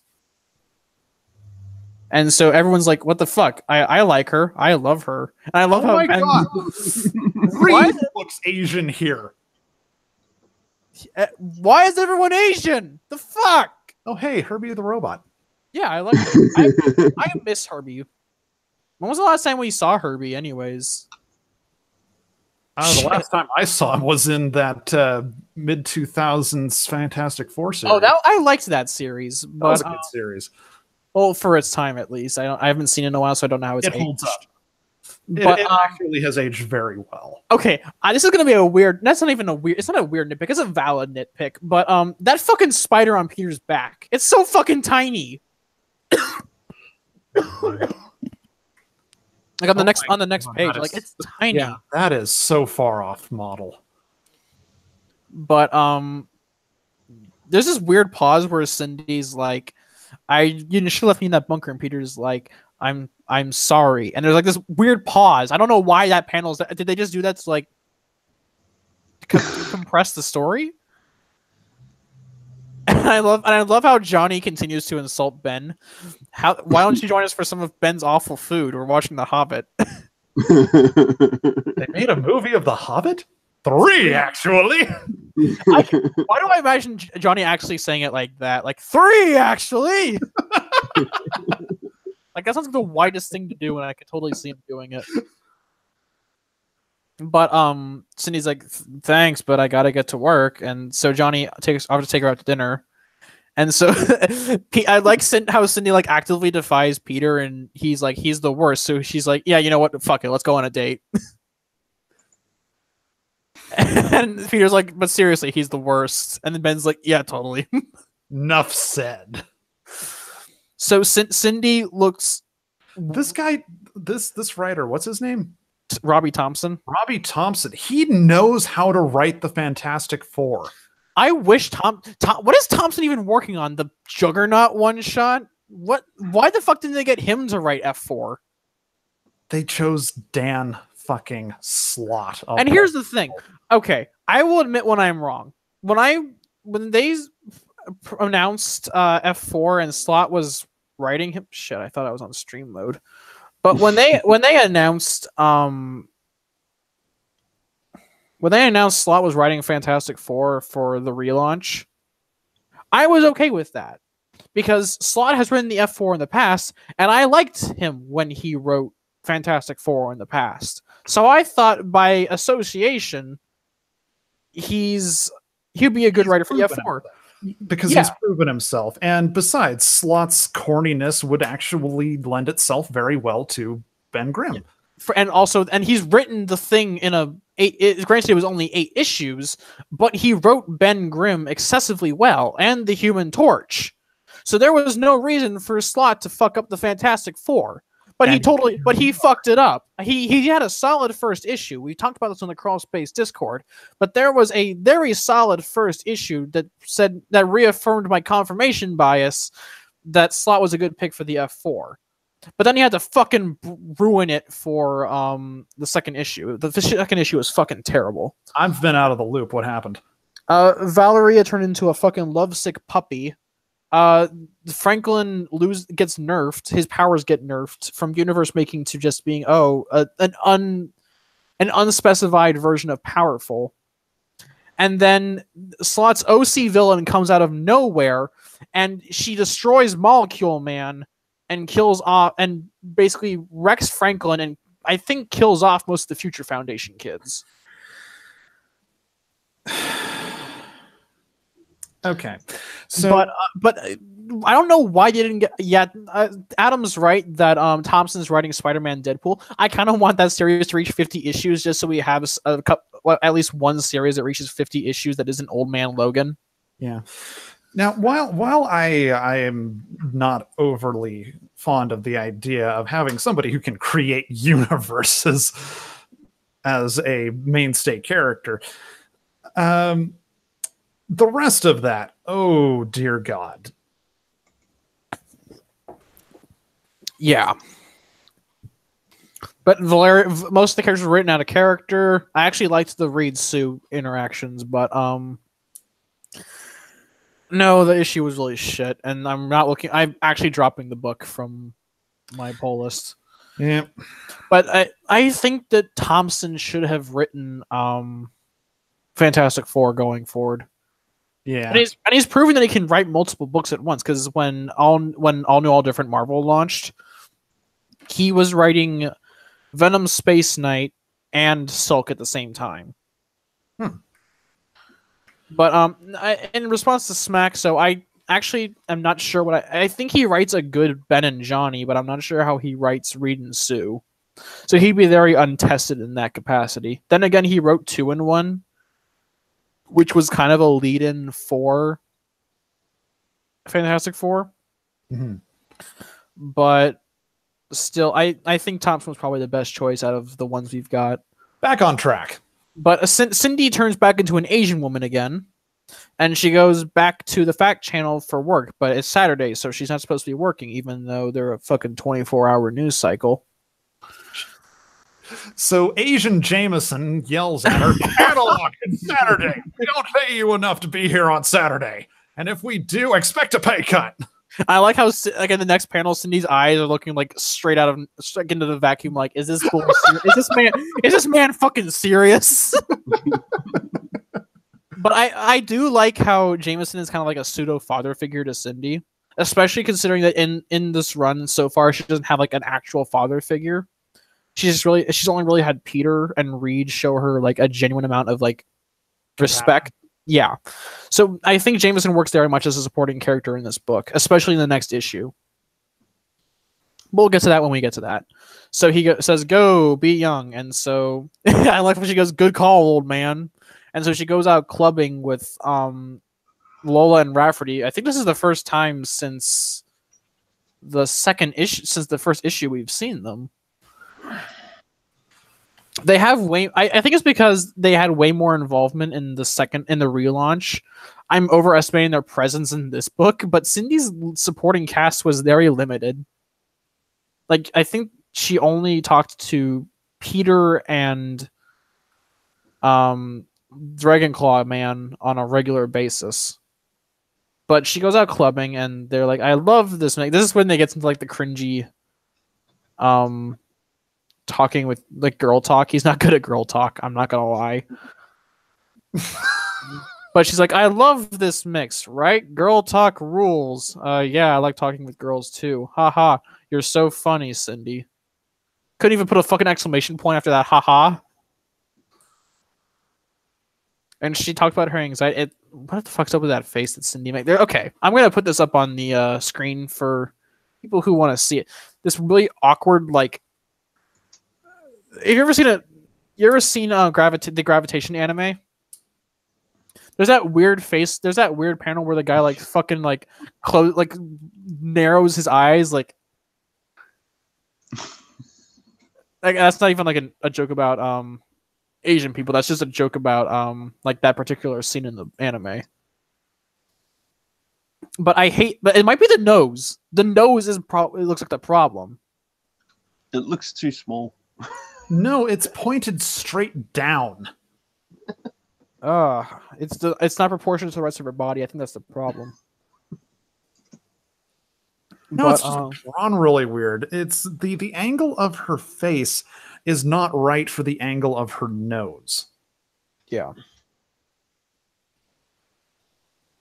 Oh, Girl Talk is a DJ. Oh, yeah. So it's a topical reference. Yeah, I picked that out as the first. I've never got. Okay, thank you, Adam. I'm not big on the music scene. Okay. I have never heard of this person. Like, I didn't know this was a DJ. I was expecting this to be a group, or like generic preppy artist name, like Backstreet Because Boys. Cindy says, "I love this mix." Her friend responds, "Right? Girl talk rules." That indicates that that's the name of what they are listening to. I always thought it was just them talking about like saying girl talk as in like actual girl talk. But okay, now I thank you, Adam. But she talked about her anxiety for a bit, and it goes to a flashback where I guess Cindy is Christian, and like she goes to the church. Her parents go into the room, and her dad's a thick boy now. Like if you go back to the first issue, yeah, he was. He's not like he wasn't like that thick. Like this is an artistic difference. Yeah, like in this panel, in this last panel on the page, the dad looks like reasonably like built. He's reasonably built here too. It's just the proportions are a little off. I think that might be a like if you look at it, what you're looking at is you've got a good section of what you're looking at is actually his back. So you've got his shoulder blade, you've got the middle of his back and the start of his other shoulder blade. So the artist here is trying to depict that he's at an angle. That's why he looks thick. I'm talking more about that first panel on the next page. Like they go into the room and like see all the webbing. Oh, let's see. Yeah, he's definitely chunky. More broad. I wouldn't say chunky, but he's more broad. When you look in that third panel, he definitely looks a little. He has like a little bit of a beer belly. Yeah, yeah. Also, his hair is inexplicably brown. Her dad's been eating Aunt May's wheat cakes. But Cindy goes back to her. Oh, the Frank show covers were god tier. But it flashes back to the present, and Cindy's like, "Oh, I got a date tonight. I met Jonathan at my doctor's office. Haha, I showed them secret identity." And so Cindy's like, "I haven't been on a date in a long time," and I kind of like this. Like it comes out of nowhere, and Rafferty's like, "It's like riding a bike." No, it's fucking not. What the fuck? Okay. On the second panel of that page, look at Rafferty. Like, her spine is twisting backwards.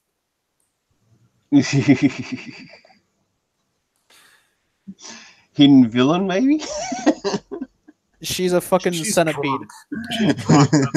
Like, this kind of... She definitely looks like she's drunk in this panel. That's what I see. And it's the... She's about to fall off of her feet levels of drunk. And also, and like that face she makes in the fourth panel, yeah, she's probably trashed. And so it cuts over to. But back on that last panel, look at the curvature of that finger. Hang on, can you bend a finger that far back? Let me try it. I mean, I can get a decent curve at some joints on my fingers, but I can kind of do it. Not while the rest of the fingers are closed, though. Oh my god, I'm seeing the playback on the stream, and I'm like looking at myself fucking twisting my fingers.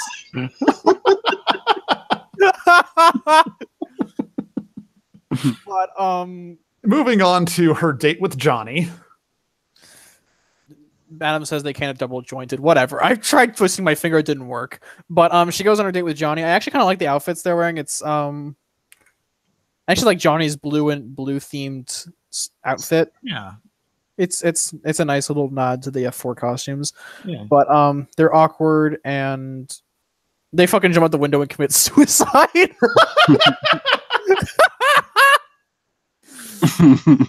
But it's like, this date's awkward. I'm fucking done. Time to die. I love how it's like, do you maybe want to totally, and they fucking jump out the window and fucking die. This didn't work out mutually. Time to fucking die. Okay. So they go crime fighting for a bit, and think she, of course, points out the hamminess of his catchphrase.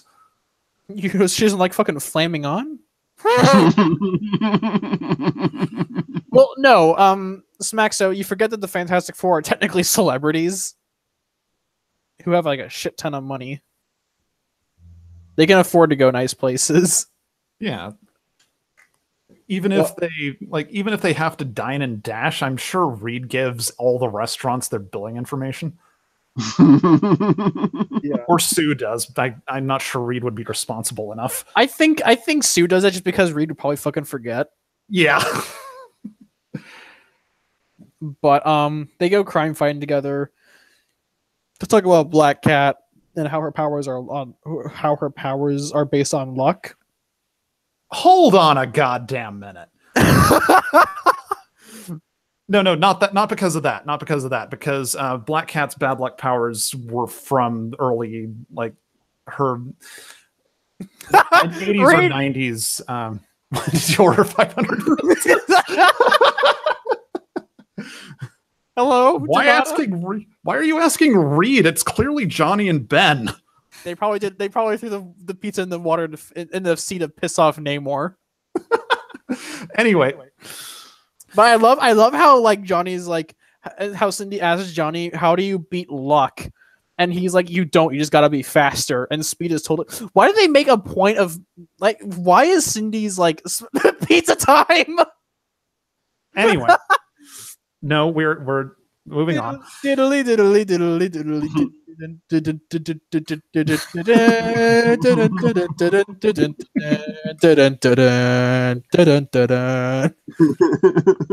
No, so okay, minor issue that I have with the dialogue here from Johnny in particular.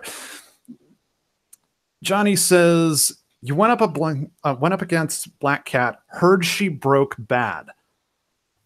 Johnny is a New Yorker. That is not a New York colloquialism. What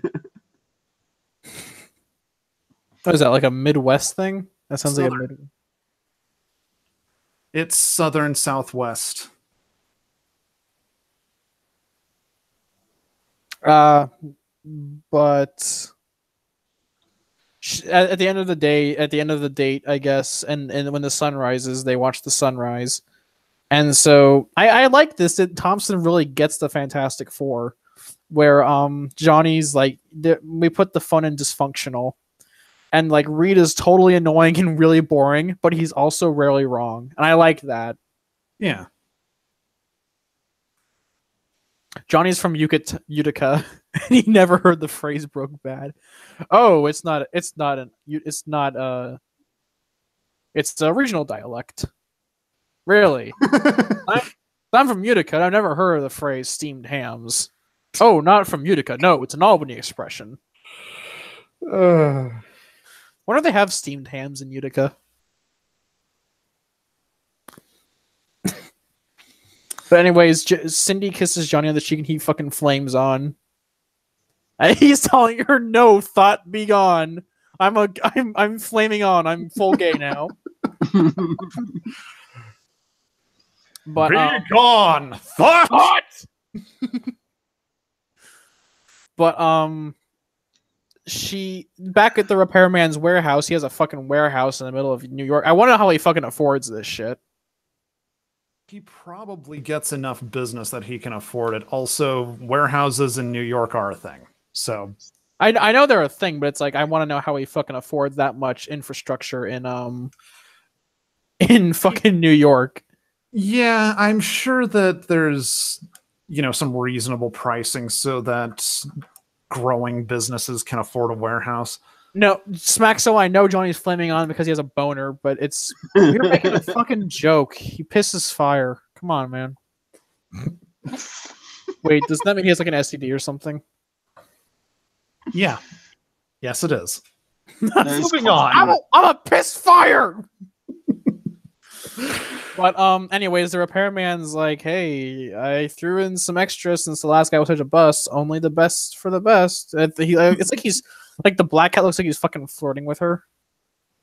Like, yeah. Get out of here, you fucking. He's very much invading her personal space. Like, come here, give me some sugar, bitch. And so then Black Cat's spine contorts. And so she's like, "Hey, go get Silk," and the issue ends. Those costumes. Those costumes, indeed. Those are god awful costume designs. Ah! Ah! 1 second. Ah! The re-ears red. All right, I'm back. Welcome back from your temporary insanity. But the next cover has Spider-Man and Slott fighting Black Cat, and they're like, "Freeze!" and she goes, "Lol, no, you." For some weird reason, they brought back the cleavage costume. Because the artists didn't get the memo that she's in the cat's eye costume. Yeah. Well, it's Dave Johnson. I think he just does whatever the fuck he wants. I found that a lot with Adam's like, we're getting the next hot new viral video. Yeah, this is something that I noticed in Slott's Renew Your Vows as well. Sometimes artists don't get the memo for what they're supposed to be drawing. So when Renew Your Vows was done, we had Eddie Brock Venom with the Matt Gargan Venom design. Yeah, that was weird. I think it was just Adam. I think it was just Adam Kubert choosing not to give a fuck. Hey, is that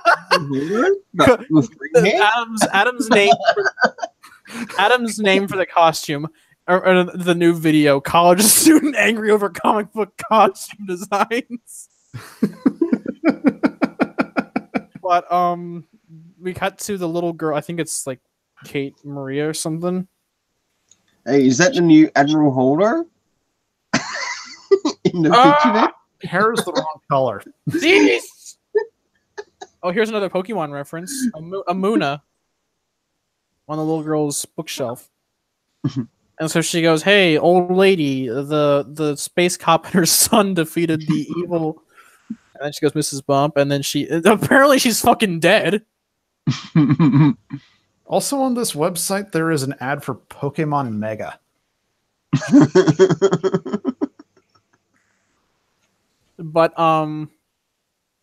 we see the old lady's dead, I guess.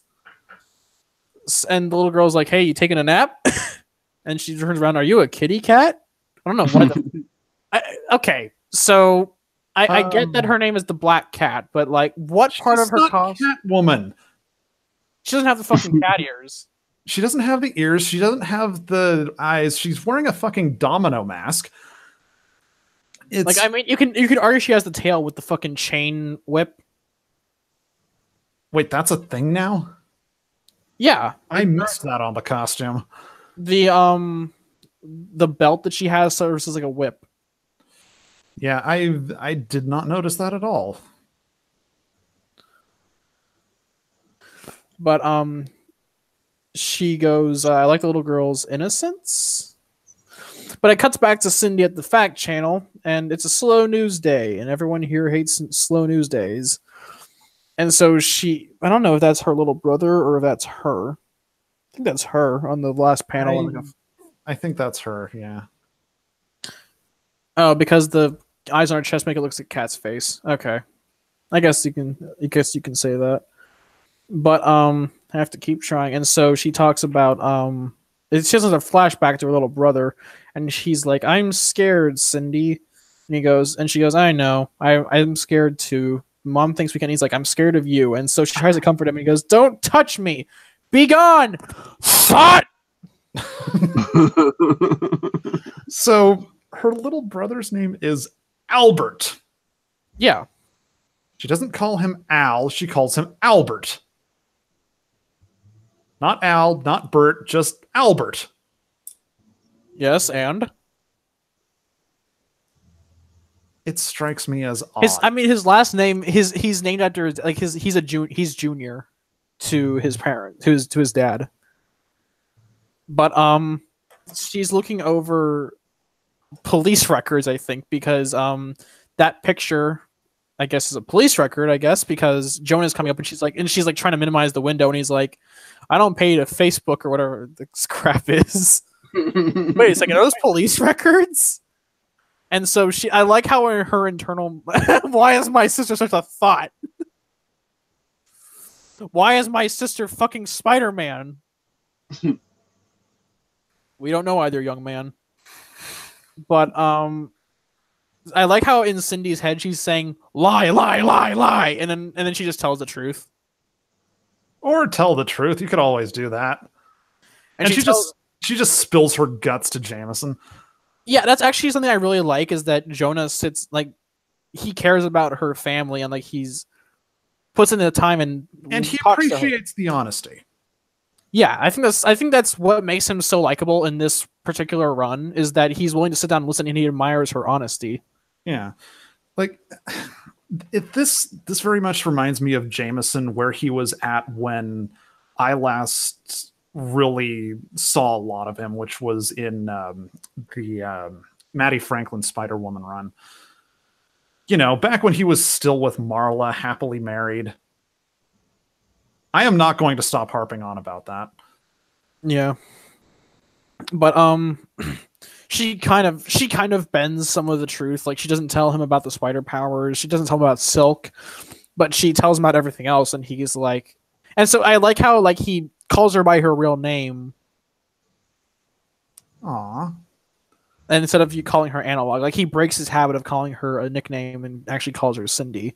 And so he says, "Hey, I have some police friends. Let me go talk to them." And I like that she doesn't try and accept his help. She doesn't just go, and she accepts it eventually, but it's like she doesn't like automatically like. She's being polite about it. I can't ask you to go out of your way to help me out with this, and like it's not like I keep bringing this up. It's not like Riri, where every time Riri is offered help, she goes, "Fuck off! I can do it myself." Cindy is polite about it, and and it's very much presented as just her being polite about it. She's not trying to be strong, independent woman, don't need no man. No, she's just being polite. But I like after this heart-to-heart moment, he's like, "Get back to fucking work." And well, it's because the boss showed up, so he has to put on his face again. Yeah, and so the intern, I don't know if it's an intern, but it's like someone gives him a piece of paper, and so I don't like how his fucking coffee's always going over the place. I don't know. I think that's the boss. Why'd she call him Mr. Jameson then? Oh. What? Let me check. No. Okay, I see what you're saying. No, yeah. She has more of a side cut, because like when you look at this intern, I think it's she has more of a side cut, whereas her boss Natalie Long has more of like a pixie cut. Okay, so yeah, I just thought this was the boss for some reason, but I guess she's a secretary or something. Yeah, and so she kind of overhears a conversation about how Pokemon do. I'm fucking okay. Too many Pokemon references now, guys. But she overhears Pokemon dude got captured, or he heard about his daughter missing. So she goes to find him. I wonder how she got away from work. Like, just after Jonah said get back to fucking work, she just runs off. I'm sure she made an excuse to whoever was watching that she was on her way to the bathroom. Fair enough. But she goes to find Rage 2. And so she goes to his apartment and goes to the alley, and she finds Rage, and he's freaking out because I love how he's wearing the mask on top of his head. And so she webs him up, and he's like, my little girl's all I got. Streets of Rage 2. I don't know why the panel's upside down. Is that an artistic thing, or why? Why is it upside down? It's because Spider. Sure. But the next page, they found the Rage Jr. But she goes. I like how she's just sitting on a wall in this panel. Yeah, it's cute. But they walk into it. They keep talking about how it's a fucking trap. Jesus Christ! They even make an Admiral Akbar joke. Like, this is before they really ran into the ground. But I don't know. I'm tired of hearing Admiral Akbar jokes. Then again, Disney owns Star Wars at this point, so I guess they could get away with it. And I like this. Okay, so next page, Peter. It's revealed that Peter was called in to help. And so he's like, hey, wait a minute, isn't that a bad guy? What the fuck are we doing with him?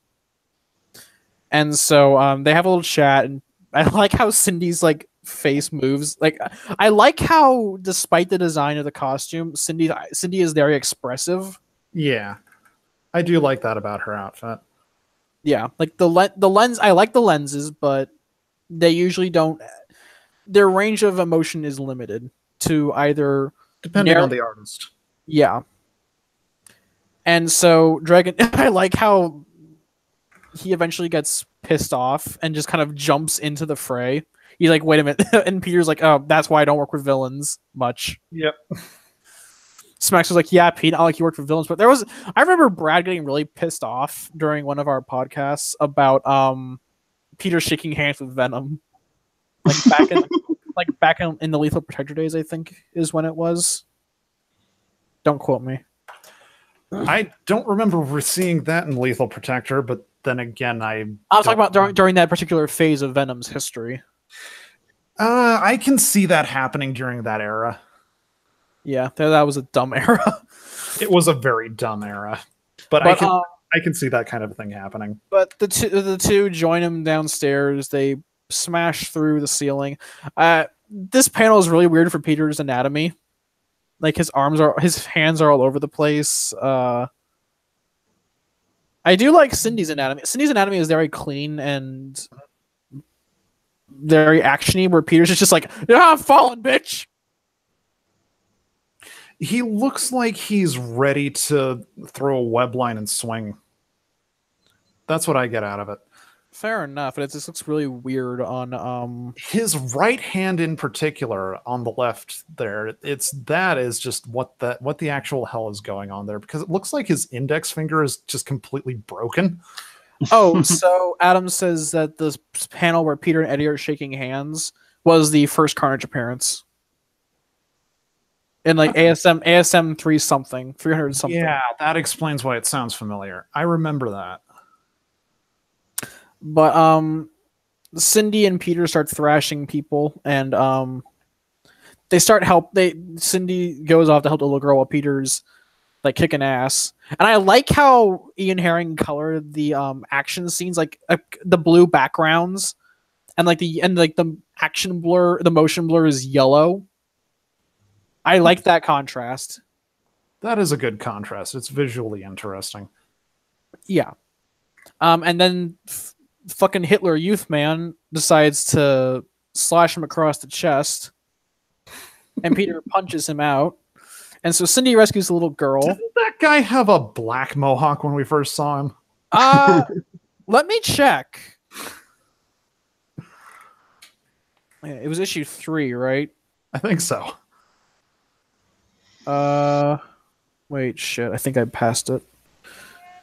Yeah, this guy had a black mohawk. I guess he peroxided it between issues. Or it could be a different person. Could be.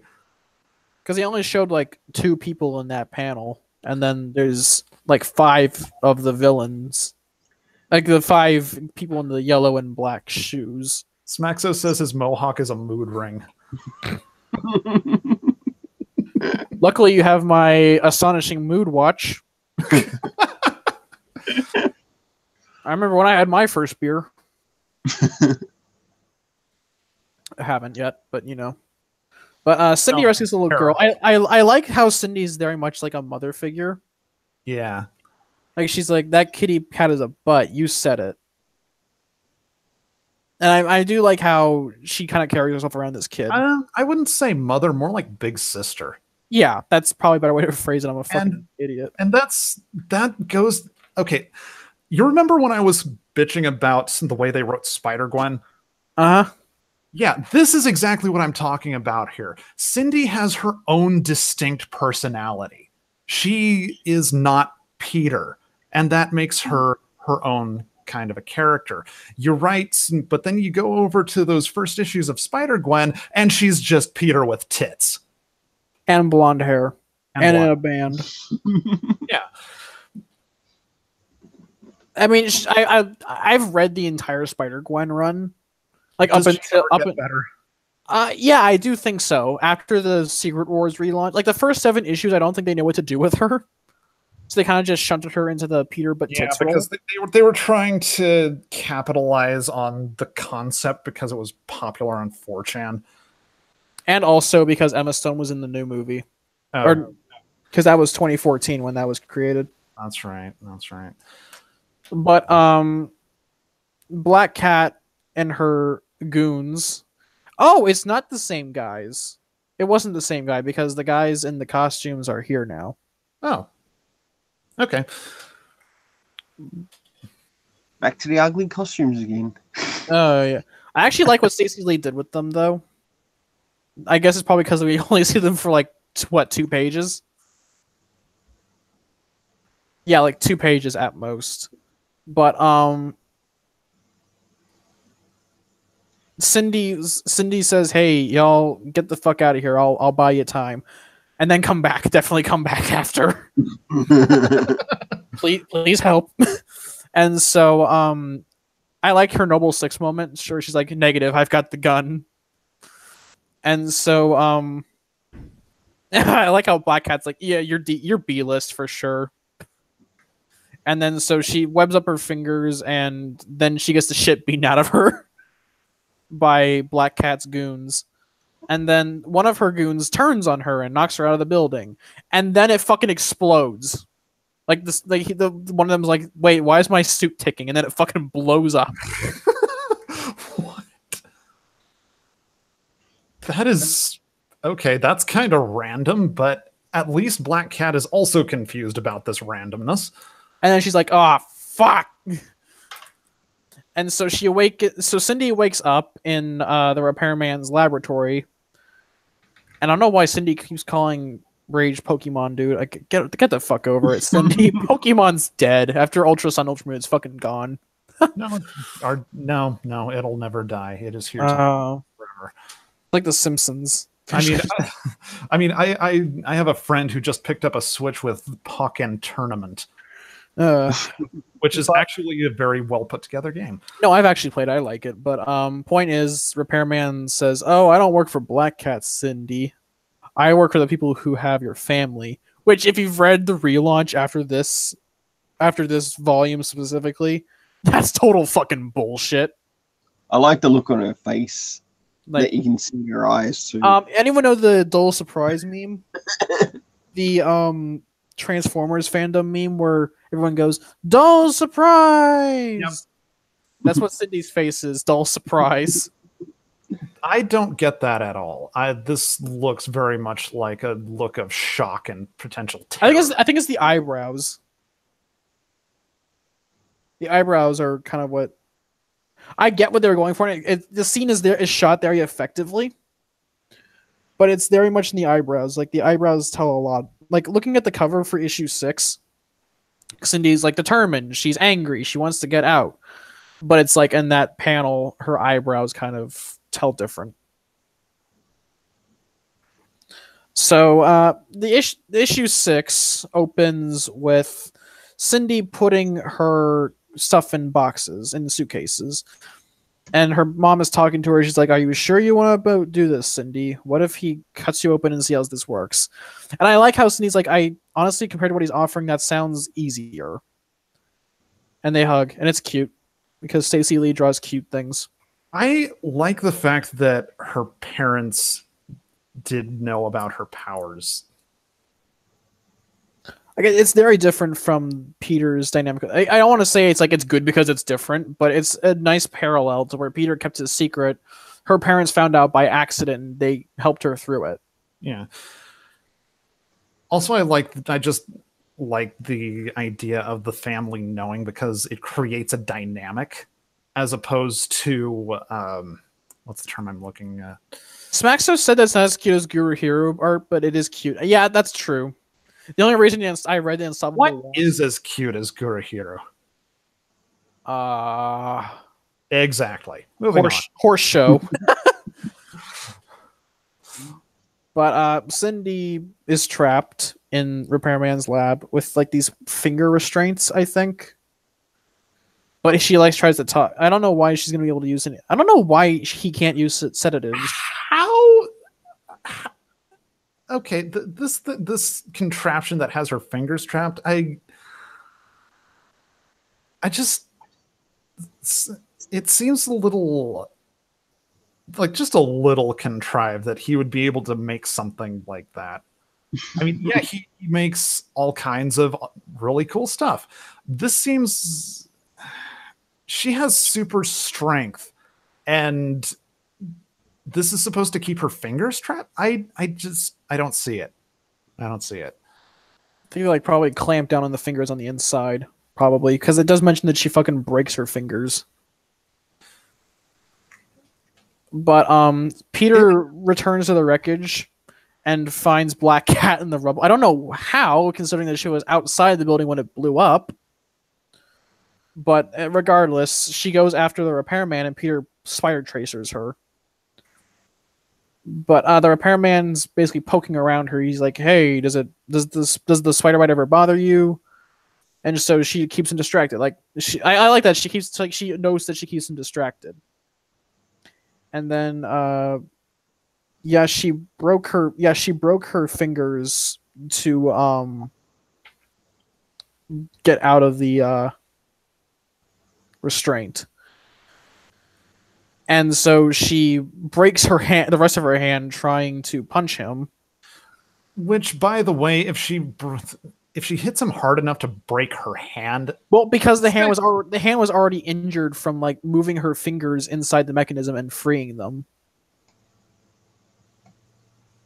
That's how I get that. But the way that it comes across to me is if she hit him that hard that whatever wasn't broken is now, as she points out here, he would go splat. Yeah. And so Cindy has to use her thumb to free the rest of her hand. And so the Black Cat comes and punches him, and she's like, "That was for trying to blow me up." And then she chainmail whips him. And Felicia breaks his hand with her fucking heel. I don't know why Black Cat's wearing high heels now. Because new costume. But I don't know how, but Black Cat fucking throws him through a support beam. And the ceiling collapses just after Cindy escapes from it. And so you see, it's all part of her bad luck powers. Well, no, but like Felicia's never had like the raw strength. I don't think she's ever had like the raw strength to fucking throw a man through a load-bearing column. Exactly. It's not strength, it's her bad luck powers. He has the bad luck of breaking that support beam. Fair enough. It's just kind of weird watching a man go fucking clean through a concrete column. Yep. But anyway, Cindy escapes, and so she fucking loses her shit because he died. Because the ceiling collapsed on top of him. And Cindy goes berserk and attacks. No, Black Cat's origin isn't tied to the super soldier serum. I think it was the Kingpin originally gave her powers through Tinkerer. Yep. And then she got them back after... One More Day. Yeah, during, I think it was a Black Cat solo series. I remember Pepe Larraz drew it. And so I like the Felicia's line here. "I didn't kill him, the ceiling killed him." He was gonna cut. She's not wrong. He was about to cut into you, by the way, so you're welcome. So she kicks Cindy out a window and then grabs her by the hair. I don't know why she did that. But she's like, "You could come work for me. People who work for me don't wind up operating tables." I find that hard to believe given this iteration of Black Cat at this point in time. Yeah. But I don't like what they did here. I don't like that Cindy cut her hair. It makes her look like it looks a lot younger. I don't know. I like Cindy with longer hair. That's a weird. I know it's a weird thing to talk about, but I find it weird that she was able to cut her hair. well, she has talons in her suit. How does that work? I don't know. I think why? I mean, she doesn't need them. I think it would have made a lot more sense for Cindy to slice Black Cat's hand open rather than cut her hair. But whatever, I guess to make Cindy look like a page boy, she cuts her hair and gotta make her look like a strong, independent character. But she webs Felicia and drags her down with her. And so I love this panel where it goes downwards and like Felicia's hitting every fucking fire escape. Like that's some bad luck right there. Yeah, those claws do look kind of sharp, I'm not gonna lie. But Cindy thrashes Black Cat, but Felicia runs away. She stole Cindy's greatest asset from her. She fucking runs away from her problems.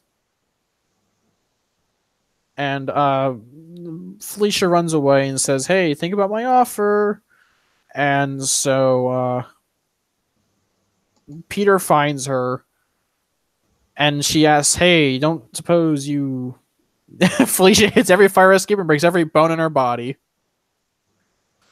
But Peter comes and Cindy's like, "Hey, don't suppose you have a lead on her?" And she's like, she broke Peter's spider tracer. Thanks, Bad luck powers. This is a thanks Obama moment for Cindy. But she kind of gets sad, and I like this moment. This page I really like. It's sealed Cindy as a good character for me. Whereas Peter's like, "Did you mean what you said? What I should have left you in the bunker?" And Cindy just pauses for a minute and she says, "No, you set me free, Peter. I'll be grateful always. It's just freedom is hard." And they hug. It's a nice moment, and I think that was a really... Yeah, Smaxo said it best, that Peter being a big brother to Cindy as opposed to the romantic relationship they had in Slott's run was a very good change that made the run much better. Anyone got any other comments?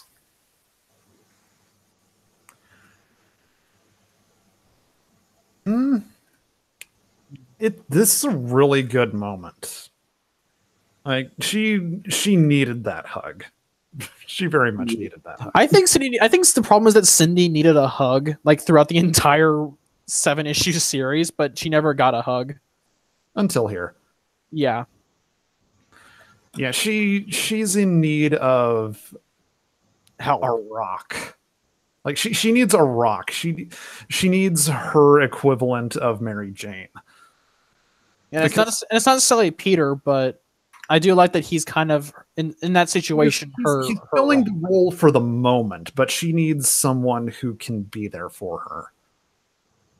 Yeah, Smax is like, she's gonna need that hug come issue 7. And so Cindy goes back to her bunker, and then she fucking throws shit around, and then she throws a chair into the wall, and she finds the camera because throughout the run, people have been watching her through the bunker. And she's like, "Peep show's over. I'm gonna find you." And then she breaks the camera, and she gets sad because she realizes she just fucking trashed her entire bunker. Yeah, but nothing a little cleaning up won't fix. And webbing, and lots of webbing, plenty of webbing. But I like this, that Cindy admits that there's something wrong and she needs help. Like on the last page of the issue, I love this panel. Right at the end, I love this panel where she's like, but I like that Cindy's willing to admit that she's not okay. Wait, we don't see that very often in comics nowadays, where characters admit openly that they need help. The last time that I saw something like this was when Peter went into therapy. You know, after the whole he broke and became the spider thing. I thought that the last time he went to therapy was Bart Hamilton. I could be wrong. I probably am wrong. Well, considering like I said, I could ask Zach because he's a clone saga historian. But yeah, and Cindy on the last page, that's fucking hilarious. Where Cindy's like, it's not. I mean, it's not the end of the world, right? And you had the fucking incursion from Earth 1610, the end of the world, probably. That was a fucking good panel. I love how it's how the incursion happens at New York, because there's as if there was any other place it would happen. But no, Smack. So we did find out who the people behind the camera are after Secret Wars at the end of her solo series. So we did. I won't spoil it for people who want to read the relaunch going out of Secret Wars.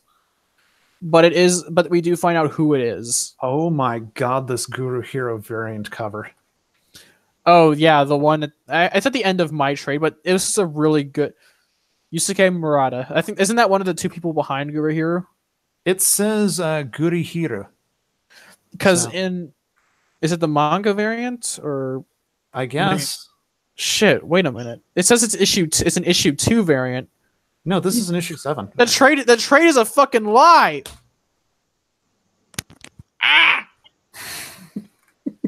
Fucking trade. Marvel really needs to get their shit in order. But the last issue is a Secret Wars tie-in. For reasons. And he is back to being insane in his dorm. Welcome back from that momentary lapse of sanity.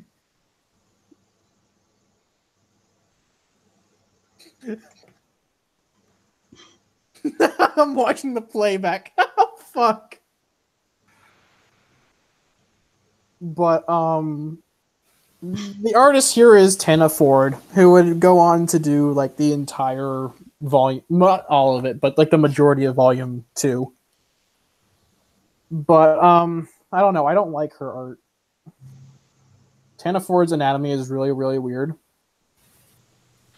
Like the hand, the faces especially. I'm taking a look, and oh my god, this is so bad. It's a real step down from Stacey Lee. It really is, and Stacey Lee, not my preferred artist. Wait, you don't like Stacey Lee? I didn't say she's bad. I said not my preferred artist. Yeah, there's a long list of artists that I would take first. Yeah, but Stacey Lee was very much the stylistic choice for this book, and I enjoyed her art. But Tana Ford is like really weird. Like her fingers are fucking weird.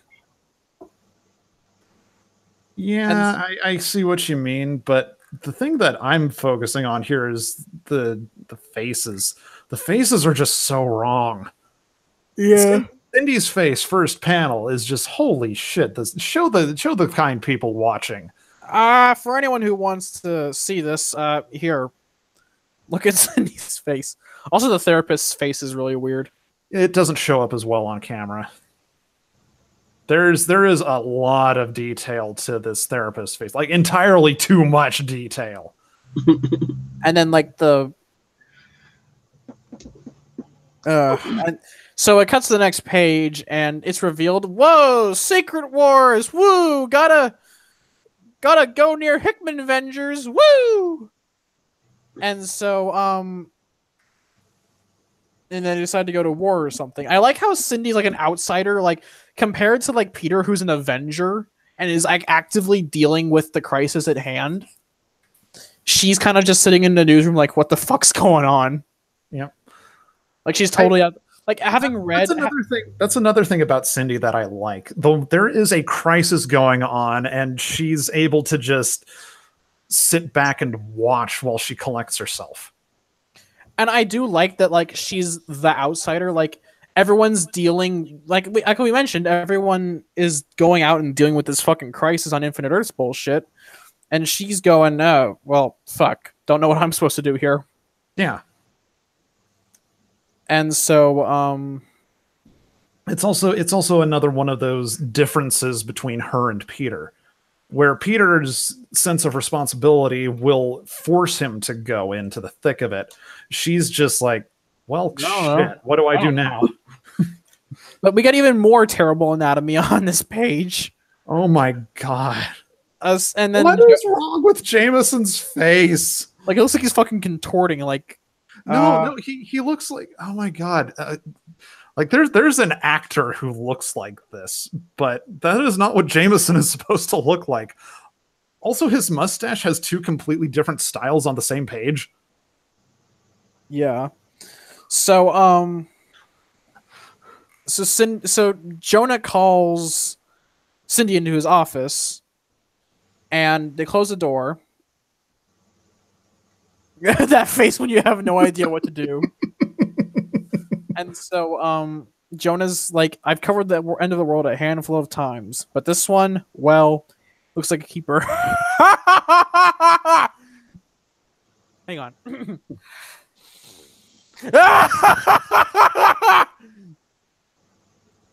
Okay, good. Just do the Titus laugh. I don't know what that is. Have you ever played Final Fantasy X? No. And you say I'm a normie. Yeah.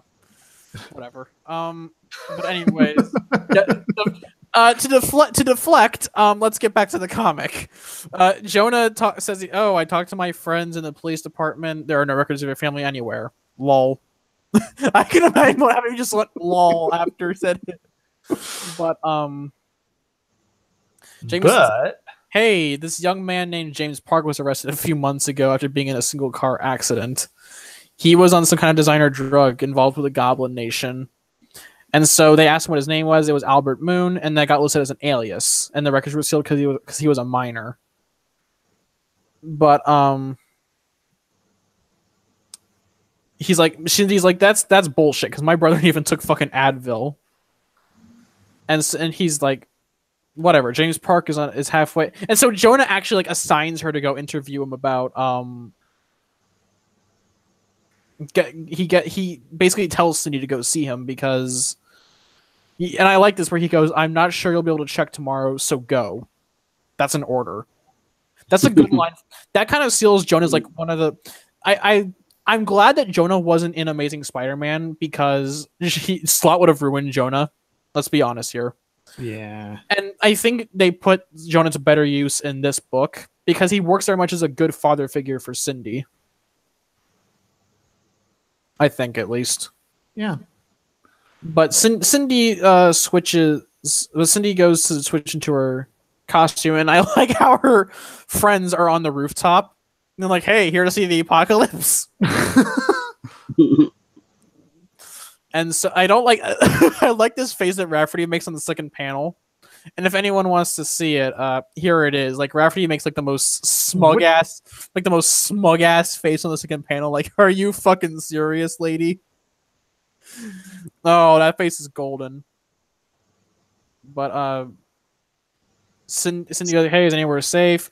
End of the world selfie. And then I like how they're like, oh, it's that's so tacky, so sure. I love you, you better. No.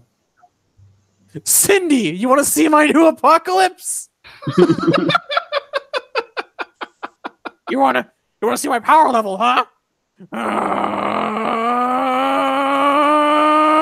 You like jazz?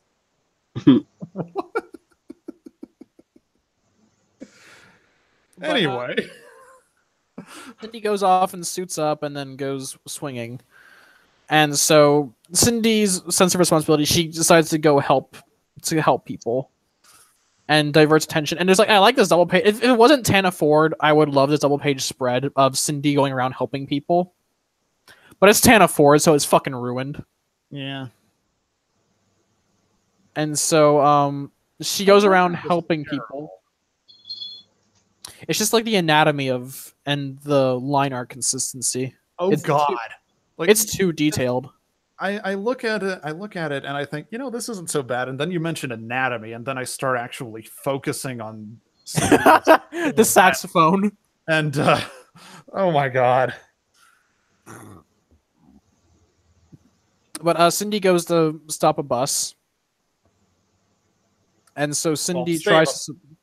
Well, she tries to save a bus falling into a fucking pit. Yeah. And then I don't know why she is worried about the bus falling when it fucking lands and no one's gonna get hurt, because she runs back. I like this. It's like, come on, people. I know I'm mixing metaphors, but it's time to make like a tree and get the hell off the bus. What the fuck? Like she just kind of stopped. She doesn't even care anymore. She's like, get the fuck out of the bus. I don't care anymore.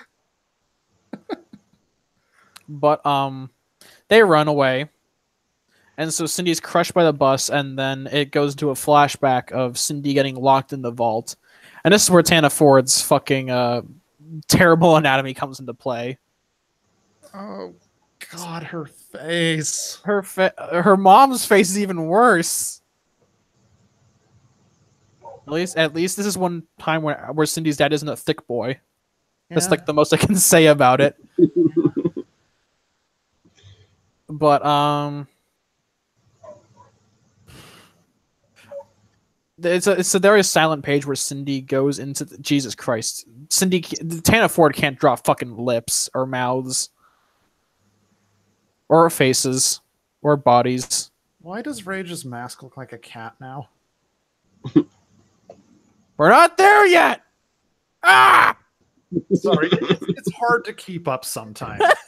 It's hard to keep up with exactly where we're supposed to be. But Cindy gets locked in the vault and she's sad and she has a fucking cry. Don't care.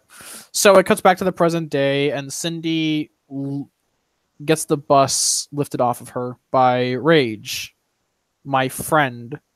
I like that Cindy was able to help reform him and genuinely make him a better person. It's a shame because he never fucking appears after this. Never. Like I'm not even like being hyperbolic. After this issue, he never appears again. So maybe he actually died for real. Maybe. And so he's like, this is bad, isn't it? And and Cindy, I like this, that she goes, get back to your daughter today. Day like today, you should be with family. And then, yeah, Rage is gone. Sorry, Smaxo. Best boy is gone. But Cindy kisses Rage on the cheek, and then she runs away. And so Cindy lands on a building, and she goes into the assisted living home. And I like how she goes, and someone goes, "Are you some kind of hero?" And she goes, "Sure, I'm Silk. Never heard of you." And so she runs up to the top floor, on the 4th floor, and she goes into the room, and she goes in, and it's Albert. And there's another fucking Pokemon reference. Jesus Christ. There's a Xerneas poster on the... Yep. And he is fucking obsessed with Silk because he... Well, I think it's because he had connected the dots together and was like collecting information on her. Yeah. But Albert's brain dead now, I guess. He looks brain dead. I guess it's probably because of the X scar. Yeah, that's just a result of the car crash. Yeah. And so, just as Jonathan Hickman destroys everything, Cindy hugs her brother and says, "I'm sorry for everything and I love you. There is only Secret Wars." And that was 7 issues of Silk. We managed to get through that in an hour and 2.5 hours. So, before I start talking about it, I want to hear what you guys had to think about it. Well, I see why you like her now. She's delightful. Wish I could have got nerd on this. Then again, I don't think. I think she's just asleep or something. Either that, I think you need more story arcs, or she's on EVS's stream, or she didn't trust you after you made her sit through Slott. But you were saying about how you see why I genuinely like her. She is absolutely delightful. She is a well-defined character. I love her little big sister moment that she had with the little girl at that one moment. She definitely gives a sense of she is everything that Spider-Gwen could have been. And probably should have been if it weren't for the fact that they only did that character to pander to Gwen fans, all 5 of them. I think that this was the defining moment for Cindy. I mean, it's kind of a given this is her first ever solo outing. But during Spider-Verse, it felt like she had nothing to do. Like in Spider-Verse, she just kind of wandered around doing nothing until like Spider-Woman, until Hopeless's Spider-Woman run, where she basically palled along with the other Spider-Women. Hey, whatever happened to Arania? She stayed in Loom World with Spider Britain, and they became They started the Web Warriors. Loom World? That's what they called the Inheritor Home dimension. Okay, this is getting into all kinds of stuff. But this gave Cindy a purpose. It gave her a place in the Marvel universe. It did. It goes back to how do I say this? Like in a weird way, it kind of harkens back to older issues of Amazing Spider-Man from like back in the Silver Age when he was dealing with small personal things and he didn't have the weight of the world quite so heavily on his shoulders. Like when he could still be a kid. Yeah. I think what helps Cindy is that like they appealed to her very childish behavior. Yeah. In Slott's run and gave her a reason for having that behavior. Yeah, she feels like she's a teen hero. So, but even though she's like 28, but she really should have been a different, like the way that her backstory is written should have been very different. When I remember you telling me about how you present Cindy in your story, and which I sadly have never been able to read because of time constraints.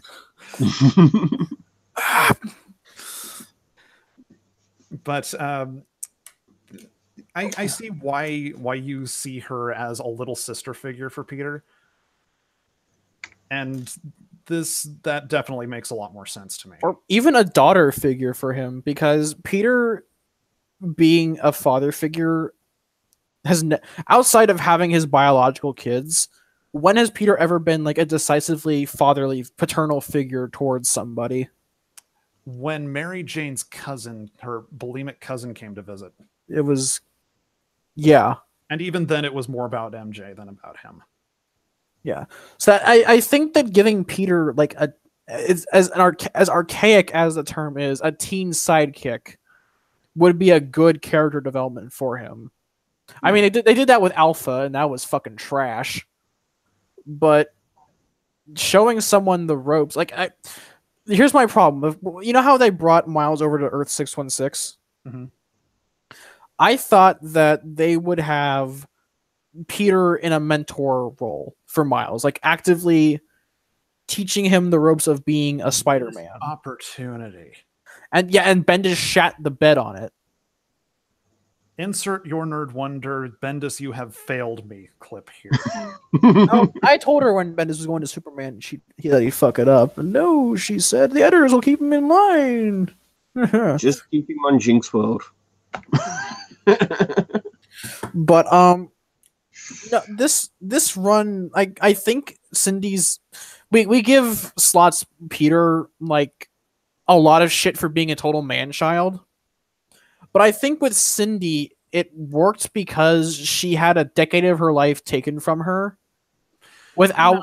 I disagree. It doesn't work because of that. It works in spite of that. Because that whole thing... Okay, yeah, she hasn't had a lot of contact with the outside world, so she is a little bit emotionally stunted. But there's also a certain point where you do mature even without a whole lot of outside contact, just because of your own thoughts running through your head. Yeah. I think that it helped that Cindy actively acknowledged, like Cindy's mental state was actively acknowledged, and like characters were constantly telling her that something was wrong with her. Yeah, like I mentioned earlier that like when Riri takes over fucking Latveria, no one questions it. But here, people are always questioning whenever Cindy does something like out of character. This is what Superior Spider-Man should have had, where characters were constantly breathing down Otto's neck, telling him, "What the fuck is wrong with you? You're supposed to be better than that. You're supposed to be like Spider-Man." Yeah. What was it? That side book that Chris Yost was writing had them calling him out. It was Superior Team Up, I think. Yeah, Superior Team Up. Like even Kane, who is notorious for being an absolute dick to most of the heroes or to most people around him, was calling Otto out on his bullshit. Yeah. Superior Spider-Man was a good concept. It just needed Chris Yost to write it. Or Christos Gage. Or Christos Gage, yeah. Like anyone other than Dan Slott. Yeah. But yes, I like that Peter actively went out of his way to say, "Hey, Cindy, go get help." And when she didn't, he brought in his own help. Yeah. All right, you're not going to go get help? Fine. Come with me. You're getting help whether you like it or not. Because sometimes people, they're very stubborn and they don't want to get help because they want to try to do it on their own out of foolish pride or what have you. But sometimes you need the help. That's true. Yeah. Feels like an article I'm working on at the moment. Ooh. Shit, what a fucking shill. But Please. Then again, I've mentioned Friendly Neighborhood more times than I probably should have in order to not sound like a fucking shill. But there's a point where I think that it works that Peter was in people were saying separate Peter and Cindy, give Cindy her own identity. I think that having Peter there helped in spite of them. They probably should have separated and gone their separate ways. But Peter being there arguably helps the book. I agree that Peter being there helps the book. Like saying that Cindy needs to get her own identity because she's too close to Peter. No, Cindy has her own identity. Even if it is derivative of Spidey, even if it is, derived from Peter's concept, she has her own identity. It's a really stupid argument to say that she doesn't have her own identity, because we've seen how there are new heroes that have popped up that actually didn't have their own identity, like when Jane Foster became Thor. What did she bring to the table? I don't know. It's using feminism like a 4-letter word. Or when Sam Wilson became Captain America. I'll actually argue that Sam was a good Captain America. Like that, it was one of the few diversity hires that made sense. It did make sense to a degree because Sam was Cap's best friend for how many years? And Bucky had already been the town bicycle with the Cap identity. Yeah. So. But I think that this run, like we mentioned, that it's good in spite of Peter being there because he works as not necessarily as a mentor, but as a rock for Cindy to cling on to. And we don't get that enough. We don't get those kinds of moments of emotional vulnerability and then, hey, it's okay, I'm here for you.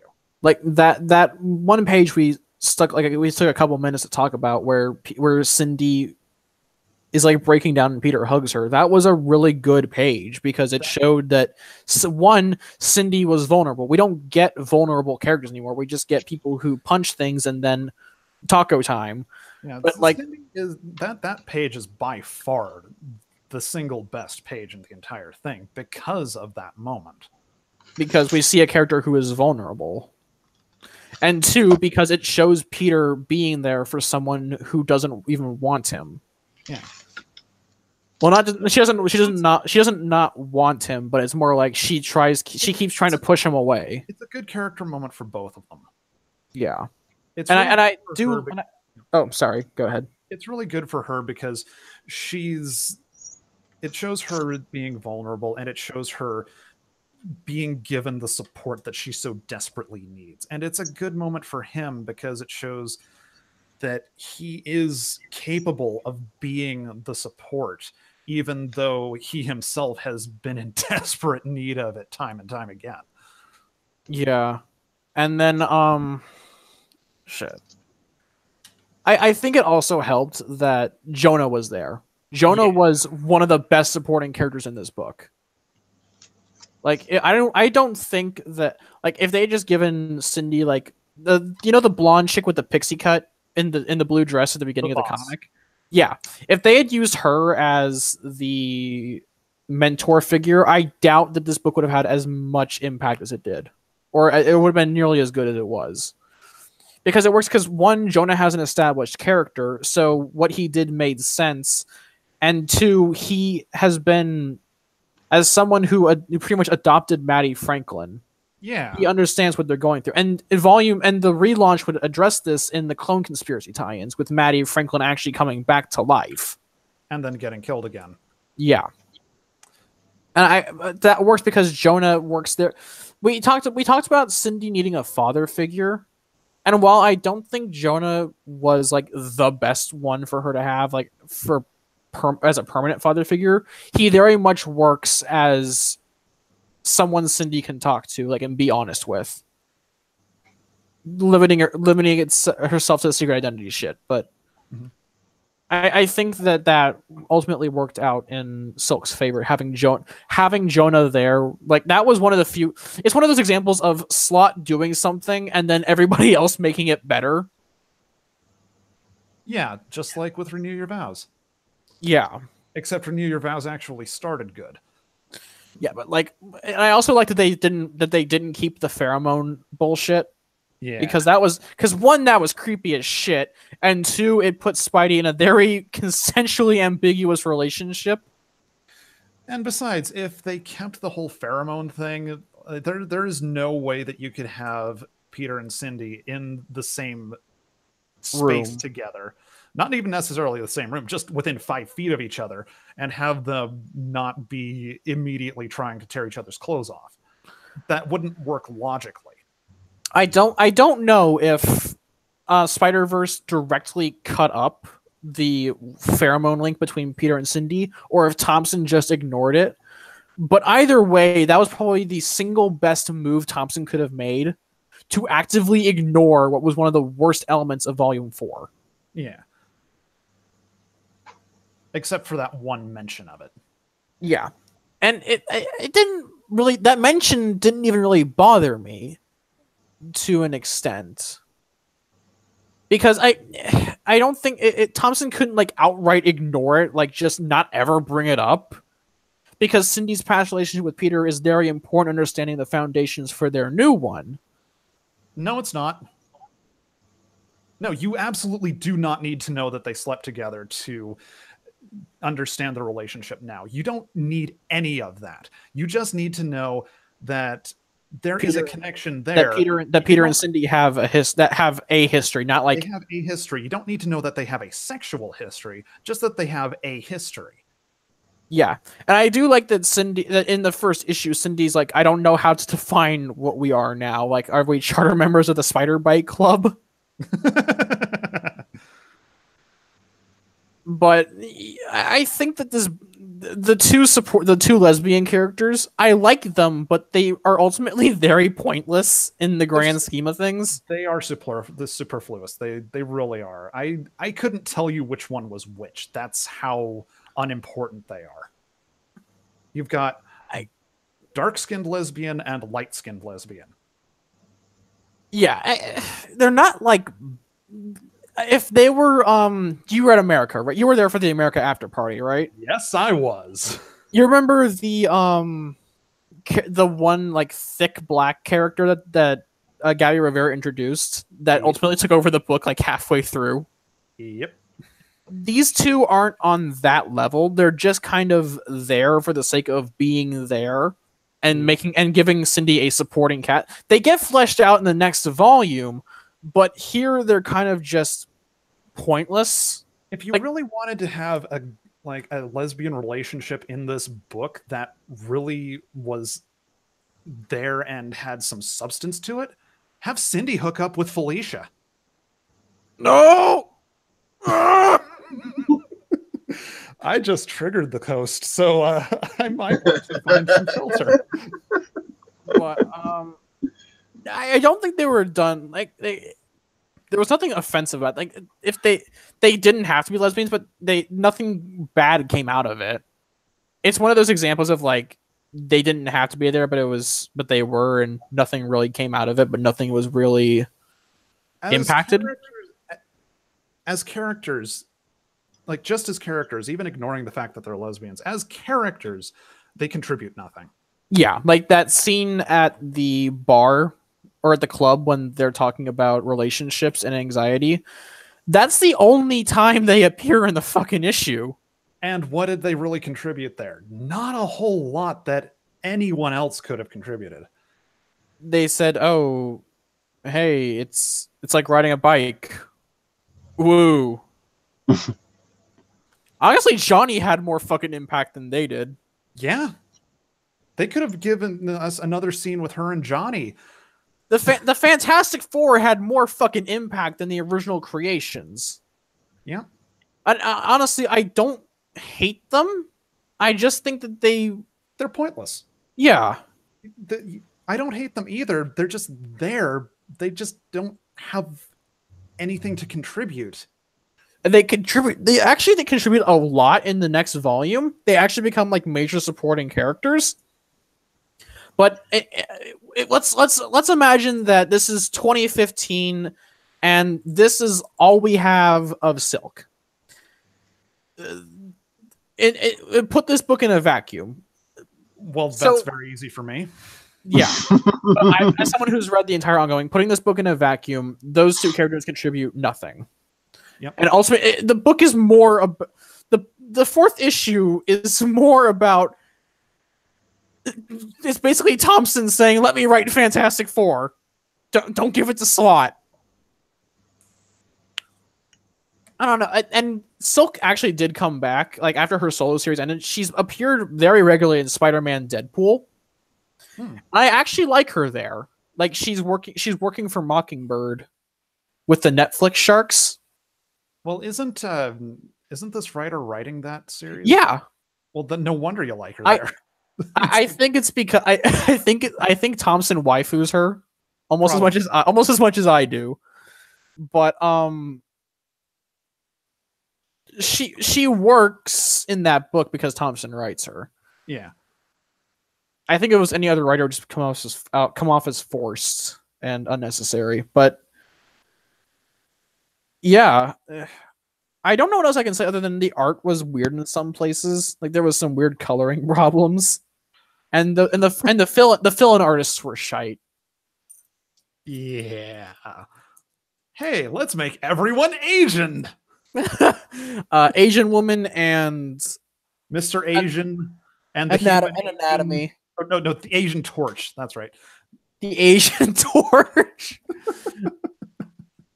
But Martello was okay, like passable. Like as far as fill-in artists go, this isn't bad. It's just like Stacey Lee set up a vision for the character, like a style, and Martello kind of went off course a little. But other than that, she's not bad. Tana Ford's fucking awful. Mm-hmm. Yeah, you'll get no argument from me. The worst part is, like, I was thinking Stacey Lee would be the primary artist for Silk going into 2016. I was wrong. After the first issue, Tana Ford is the primary artist. Stacey Lee might as well be a fill. Stacey Lee only comes back for one issue. Oh, God. Ugh. Robin, anything you want to add? Or is Robin fucking Not really? Oh, there he is. Oh, he was No. just here to fucking fill in the slots for the. Oh. He felt sorry for you, so that's why he asked to come on. Oh. Well, I mean, okay. To be fair, Spider-Waifu was a really hard sell for story timing. I think Smaxo and Chamber only voted for it so they could hear me say "moon, moon" a lot. I will add there were some nice variants. I was The Guru Hero variant was gorgeous. Yes.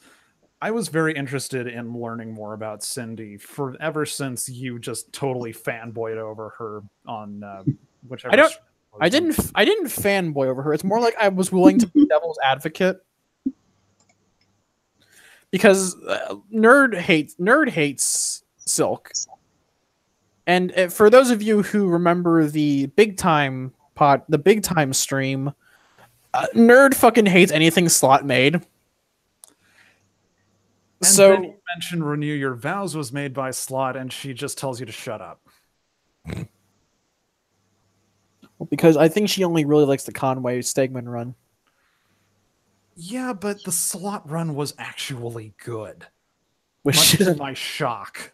Okay, but given the Secret Wars tie-ins, given all the Secret Wars tie-ins, there wasn't a lot of competition. I did like it, but yeah, I had initially passed up Renew Your Vows when it was first being published. Actually, I wish Guru Hero had done the entire Silk series. I do too. What was Guru Hero working on in 2015? Was it one of the Avatar comics? Hang on, let me look her up. Oh, that's a good question. She did a Squirrel Girl cover.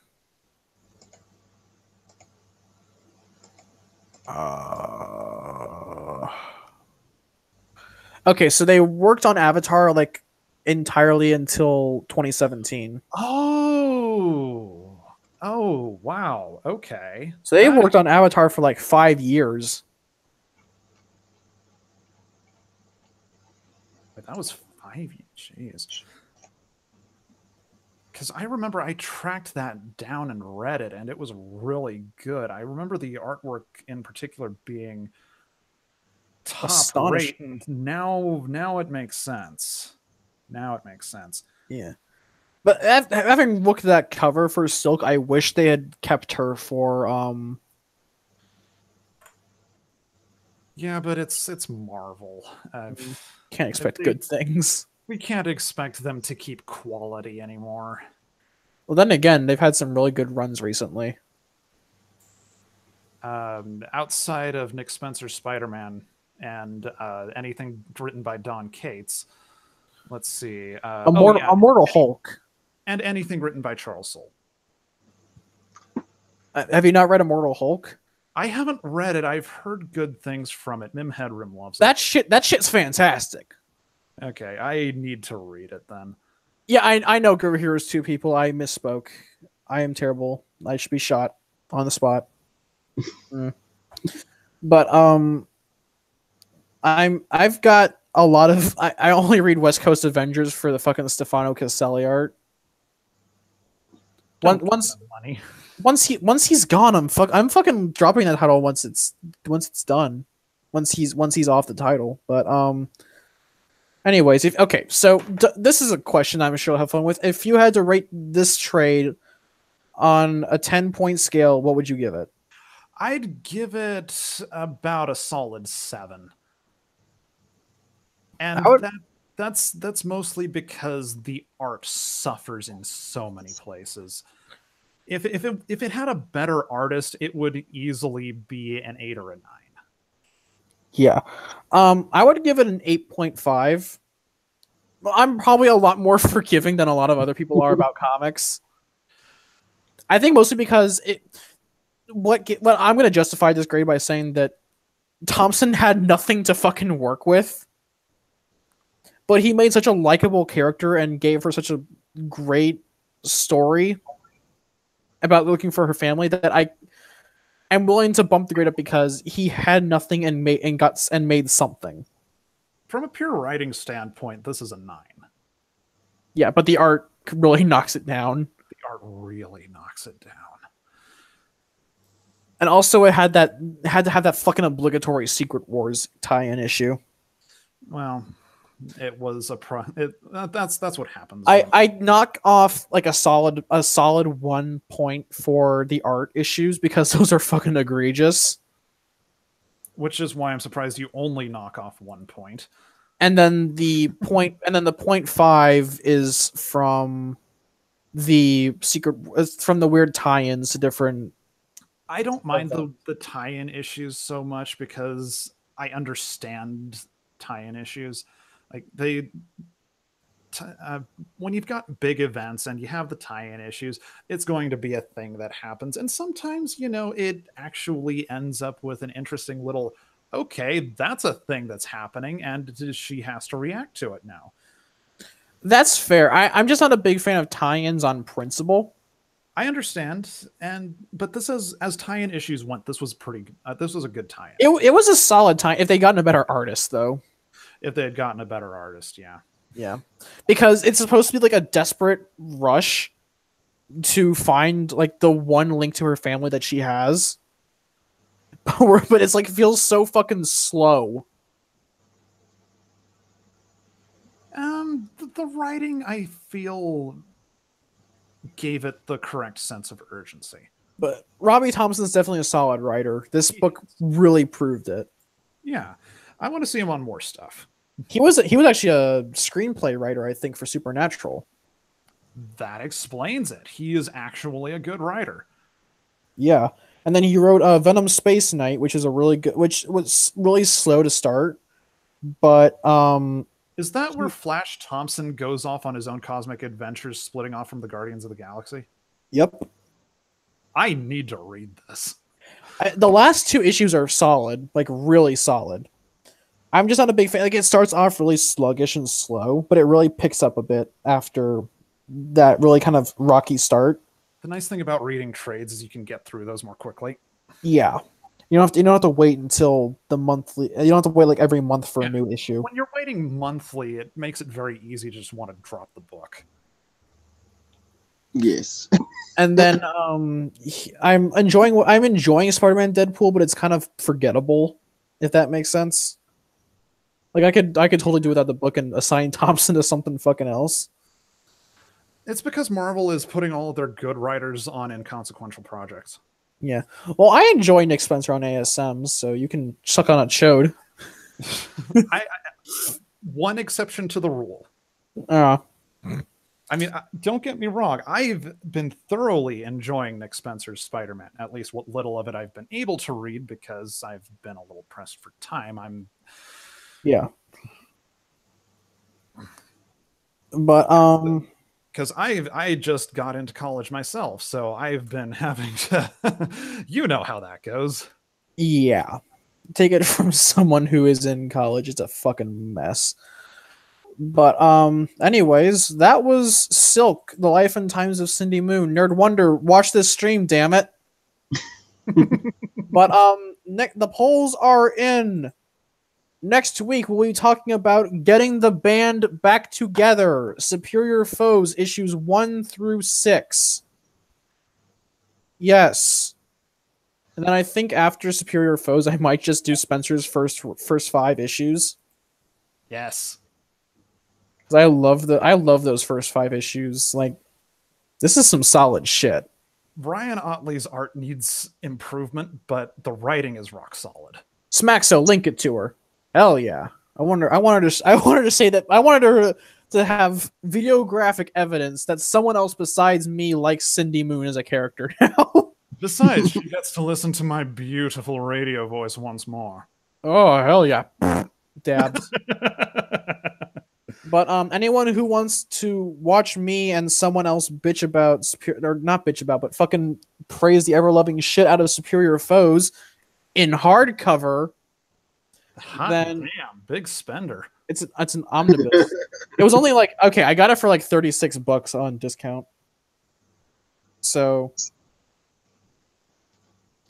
but if anyone wants to see me talk about Superior Foes, I'll be doing that either next Thursday or next Friday.